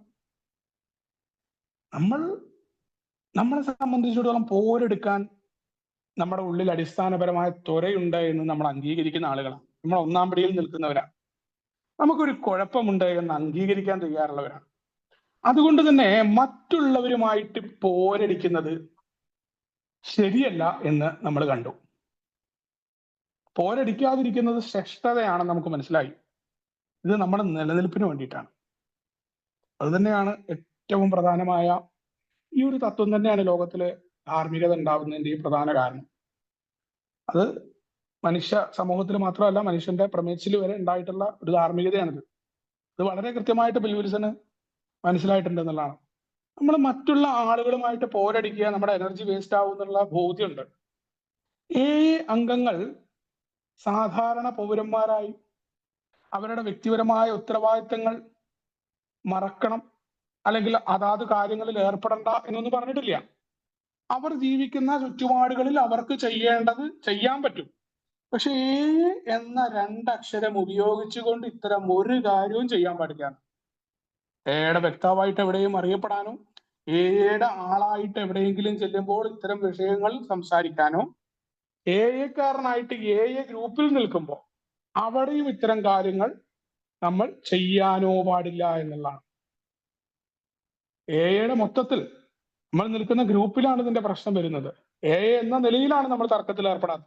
മറ്റേതൊക്കെ വ്യക്തിപരമായ ഇഷ്ടമാണ്. പുറത്തേക്ക് ഇറങ്ങി മീറ്റിംഗ് റൂമിൽ നിന്ന് പുറത്തിറങ്ങി എന്നുള്ള 2 അക്ഷരത്തിന്റെ മുകളിലല്ല നമ്മളിവിടെ കൂടിയിട്ടുള്ളത്. നിങ്ങൾക്ക് തർക്കിക്കുകയോ നിങ്ങളുടെ സോഷ്യൽ മീഡിയയിൽ നിങ്ങളുടെ അഭിപ്രായങ്ങൾ പറയുക, അതൊക്കെ നിങ്ങൾക്കാവാം. അതൊന്നും ആൽക്കഹോളിക്സ് അനോണിമസിൽ വരുന്നില്ല. കാരണം കാരനായിട്ട് അവിടെ അറിയപ്പെടാതിരുന്നാൽ മതി. കൂട്ടായ്മ മുന്നോട്ട് പോയിക്കോളും. വ്യക്തിഗതമായിട്ട് അയാൾക്ക് ഉണ്ടാവുന്ന കുഴപ്പങ്ങൾ കൂട്ടായ്മയെ ബാധിക്കാൻ പാടില്ല. ഞാൻ എന്ന വ്യക്തിക്ക് എന്ത് കുഴപ്പമുണ്ടായാലും കൂട്ടായ്മ അവിടെ മുന്നോട്ട് പോകണം. അതൊരു വ്യക്തി ആശ്രയിച്ച് ആവരുത് എന്നുള്ള രീതി തന്നെയാണ്. അപ്പൊ കൂട്ടായ്മ നശിക്കാൻ പാടില്ല. കാരൻ എന്ന പേരിൽ ഞാൻ ഇറങ്ങുമ്പോൾ അവിടെയാണ് ഏറ്റവും പ്രധാനം. കൂട്ടായ്മയുടെ നിലനിൽപ്പും വ്യാപകവുമാണ് നമ്മുടെ പ്രധാന ശ്രദ്ധ ഉണ്ടാവേണ്ടത്. നമ്മുടെ സങ്കല്പം തന്നെ നിൽക്കുന്ന അതിനാണ്. ലോകസേവനം തന്നെ അതിനു വേണ്ടിയിട്ടാണ്. ഒരു മദ്യാസക്തനിൽ നിന്ന് മറ്റൊരു മദ്യാസക്തനിലേക്കുള്ള സന്ദേശമാണ്. അതാണ് നമ്മുടെ നിലനിൽപ്പിന്റെ ആധാരം. മറ്റൊന്നിന്റെയും ഭാരം നമ്മൾ പേരിൽ ചുമക്കരുത്. നമുക്ക് ജീവിതം കിട്ടിയ കൂട്ടായ്മയോടുള്ള നന്ദി നമ്മൾ മീറ്റിങ്ങിൽ പറഞ്ഞുകൊണ്ട് തീരുന്നല്ല. കൂട്ടായ്മയാണ് എന്റെ ജീവൻ രക്ഷിച്ചതെന്ന് ഇതിലിങ്ങനെ പറഞ്ഞുകൊണ്ട് എന്തെങ്കിലും കിട്ടുമോ? ഇവിടെ കൊതിപ്പിക്കലും പേടിപ്പിക്കലൊന്നും ആൽക്കഹോളിക്സ് അനോണിമസിലില്ല. പ്രവൃത്തികളാണുള്ളത്. അപ്പോൾ മദ്യത്തിൽ നിന്നുള്ള മോചനമാണ് നമുക്ക് ജീവിതം. അതുകൊണ്ട് തന്നെ അതിജീവനത്തിനായിട്ട് സർവശക്തിയും എടുത്തുകൊണ്ട് മറ്റുള്ളവർക്ക് സന്ദേശം പകർന്നു കൊടുക്കുക, മദ്യരഹിതമായിരിക്കുക, ഈ തത്വങ്ങളെ പാലിക്കാനുള്ള ശ്രമം ഞാൻ നടത്തേണ്ടതുണ്ട് എന്ന് തന്നെ ബില്ല് പറഞ്ഞു വെക്കുകയാണ്. ഇത് കേൾക്കുമ്പോൾ നാം മദ്യാസക്തരായേക്കാൾ പെട്ടെന്ന് സമാധാനമുള്ളവരും സന്തോഷമുള്ള ഒരു വലിയ കുടുംബമായെന്ന് നമുക്ക് തോന്നും. തീർച്ചയായും അങ്ങനെയല്ല. നാം മനുഷ്യരാണ്, കലഹപ്രിയരാണ്. ഒരല്പം ശരിയായി തുടങ്ങിയപ്പോൾ അതിന്റെ ഉപരിതലത്തിലും വലിയ കലാപഭൂമികളാക്കി മാറ്റി. അപ്പോ മദ്യാസക്തരായിട്ടുള്ള നമ്മൾ പറയാറുണ്ട് നമ്മുടെ തത്വങ്ങളൊക്കെ വലിയ കാര്യങ്ങളാണ്, നമ്മൾ പല ഭാഗത്തു നിന്ന് എടുത്തിട്ടാണ് ഏടെ തത്വങ്ങളൊക്കെ ഉണ്ടാക്കിയിട്ടുള്ളത് ബില്ല്. അപ്പോ നമ്മളിതെല്ലാം പറഞ്ഞു വെക്കുന്നതിന്റെ കാരണം നമ്മൾ പറയാറുണ്ട്, നമ്മൾ പ്രശ്നങ്ങളെ കുറിച്ച് എപ്പോഴും പറയുന്നതിന്റെ കാരണം നമ്മൾ പ്രശ്നക്കാരാണ്. നമ്മൾ ഈ തത്വങ്ങളൊക്കെ പറഞ്ഞു എയുടെ പല ആളുകളും ഇങ്ങനെ അത്ഭുതം കൂടുന്ന രീതിയിൽ പറയാറുണ്ട്, എയുടെ തത്വങ്ങളൊക്കെ പറയുന്നു ഇവരെന്താ ഇങ്ങനെയാണ്, ഇവരെന്താ ഇങ്ങനെയെന്നല്ല, ഇതാണ് നമ്മുടെ പൊതു സ്വഭാവമാണ്. സ്വാഭാവിക ആഗ്രഹങ്ങളുടെ നേർ വിപരീതത്തിലേക്ക് പോകാൻ പടികളിലൂടെ നമ്മൾ ശ്രമിക്കുന്നു എന്നുള്ളതാണ്. അതിൽ എത്രത്തോളം പുരോഗതി എന്നത് വ്യക്തിപരമായിട്ട് അളക്കാൻ പറ്റുമോ? അതൊരു കൂട്ടമായി ചേർന്നുകൊണ്ട് നമുക്ക് പുരോഗതി അളക്കാനോ ഇങ്ങനെ ആയിരിക്കണമെന്ന് പറയാനോ നമുക്ക് സാധ്യമല്ല. കാരണം നമ്മൾ സമാധാനമുള്ളവരും സന്തോഷമുള്ളവരുമായി ഒരു കുടുംബമായിട്ട് ആശയം വസുദൈവ കുടുംബകം എന്ന് പറയുന്ന ആശയത്തിലേക്കൊന്നും നമ്മൾ ആൽക്കഹോളിക്സ് അനോണിമസിന് അംഗങ്ങൾ അങ്ങനെ എത്ര പെട്ടെന്ന് എത്തുന്നവരല്ല. നമ്മൾ മനുഷ്യരാണ്, കലഹപ്രിയരാണ്. അവിടെയും പറയുന്നത് മദ്യാസക്തര് മാത്രമല്ല, മനുഷ്യരിൽ തന്നെ കലഹപ്രിയരുണ്ട്, മദ്യാസക്തര് മാത്രമൊന്നുമല്ല. അവരല്പം ശരിയായി തുടങ്ങിയപ്പോ അതിന്റെ ഉപരിതലത്തിലും വലിയ കലാപഭൂമിയാക്കി മാറ്റി എന്ന് പറയാണ്.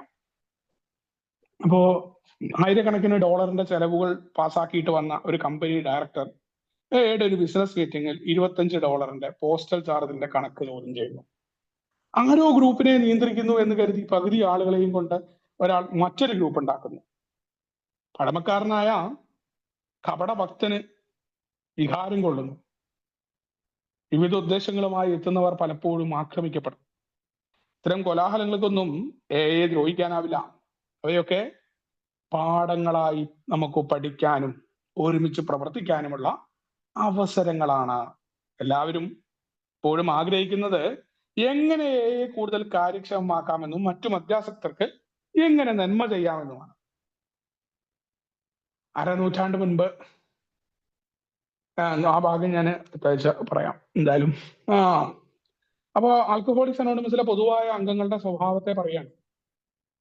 ആയിരക്കണക്കിന് ഡോളറിന്റെ ചെലവുകൾ പാസ്സാക്കിയിട്ട് വന്ന സ്വന്തം കമ്പനി നടത്തുന്ന ഒരു ഡയറക്ടർ, അദ്ദേഹത്തിന് പൈസ ഒരു പ്രശ്നമായിരിക്കില്ല. വലിയ കമ്പനികൾ ഉണ്ടാവും, നിസാരമായിട്ട് അദ്ദേഹത്തിന്റെ കമ്പനിയിൽ $1000 ചെലവ്, ആയിരക്കണക്കിന് എന്ന് പറഞ്ഞാൽ $10,000 അദ്ദേഹം എഴുതി ഒപ്പിട്ട് കൊടുത്ത് വന്നിട്ട് അത് നോക്കാതെ വന്ന ആള് എയുടെ ബിസിനസ് മീറ്റിംഗിൽ $25 പോസ്റ്റൽ ചാർജിന്റെ കണക്ക് ചോദ്യം ചെയ്യുകയാണ്.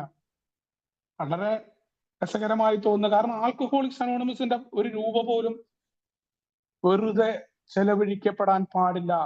അത് കൃത്യമായി കണക്കുണ്ടാവേണ്ടതുണ്ട്. മദ്യാസക്തരുടെ പൈസയാണ്, അത് സന്ദേശം കൊടുക്കാൻ എങ്ങനെ ഉപയോഗിക്കുന്നത് ചോദ്യം ചെയ്യും. തീർച്ചയായിട്ടും നമ്മൾ പറയാറുണ്ട്, കണക്കുകൾ ചോദിക്കും.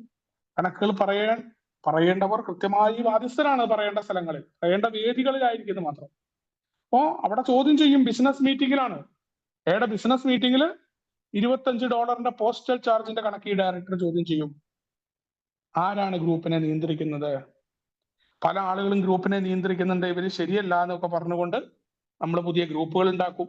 ഇതുണ്ടായിട്ടുണ്ട്. അവിടെ ഭക്തന്മാരെ പഴമക്കാര് പല രീതിയിൽ പറയും ഇവരെല്ലാം ശരിയല്ല, ഇവരെ ശപിക്കുന്ന രീതിയിലുള്ള അഭിപ്രായങ്ങൾ ഉണ്ടാവും. അപ്പൊ അത്തരത്തിലൊക്കെ വിവിധ ഉദ്ദേശങ്ങളുമായിട്ട് ആൽക്കഹോളിക്സ് അനോണിമസിൽ എത്തുന്ന ആളുകളെ ആക്രമിക്കും. ഇവര് ശരിയായ രീതിയിലല്ല വന്നതെന്നൊക്കെ പറയും. അങ്ങനെ ഏക്കാർ തമ്മിൽ തന്നെ പല പ്രശ്നങ്ങളും ഉണ്ടാവും. പക്ഷെ ഇതൊന്നും ആൽക്കഹോളിക്സ് അനോണിമസിനെ ദ്രോഹിക്കാനാവില്ല. നമുക്കൊരു കുഴപ്പമുണ്ടാവുമ്പോ, നമ്മൾ കുഴപ്പമുണ്ടായി എന്ന് പറഞ്ഞിട്ട് കടക്കുന്ന ആളുകളിൽ എത്രയും പെട്ടെന്ന് അത് പരിഹരിച്ചുകൊണ്ട് തെറ്റുകളിൽ നിന്ന് പാഠങ്ങൾ പഠിക്കുക. എല്ലാം പാഠം പഠിക്കാനാണ്, വേറൊരാളെ കുറ്റപ്പെടുത്താനല്ല നമ്മളെല്ലാം ചെയ്യേണ്ടത്. എല്ലാം എത്തുന്ന ആത്മീയതയിലേക്കാണ്. ആത്മീയതയുടെ പ്രത്യേകത അവിടെ ആരെയും നമ്മൾ മാറ്റി നിർത്തുന്നില്ല. പാഠങ്ങൾ പഠിക്കുക, ഒരുമിച്ച് പ്രവർത്തിക്കുകയാണ്. വിട്ടുകൊടുക്കലും വിട്ടു നിൽക്കലും തന്നെയാണ് പ്രവർത്തനം. ഒരുമിച്ച് പ്രവർത്തിക്കാനുള്ള അവസരങ്ങളാണ്. അതിൽ ഓരോ ഏക്കാരനും ആഗ്രഹിക്കേണ്ടത് എങ്ങനെ കാര്യക്ഷമമാക്കാം, ഈ പ്രവർത്തനം കൊണ്ട് എങ്ങനെ മറ്റുള്ള മദ്യാസക്തർക്ക് സന്ദേശം കൊടുക്കാം, ആ ആശയത്തിൽ ഊന്നിക്കൊണ്ടാണ് നമ്മൾ പ്രവർത്തിച്ചിരുന്നത് എന്ന് പറഞ്ഞുകൊണ്ട് നമുക്ക് വാഷിംഗ്ടണിനെ കുറിച്ചുള്ള വിശദമായിട്ട് ഭാഗമാണ് അടുത്ത ആഴ്ച പറയാൻ ഇരിക്കുന്നത്. എന്നെ കേട്ടുന്ന എല്ലാവരോടും നന്ദി പറഞ്ഞുകൊണ്ട് എല്ലാവർക്കും വിഭാഗം ചെയ്ത സുബോധ ആശംസകൾ നടത്തുന്നു. താങ്ക് യു ചേട്ടാ.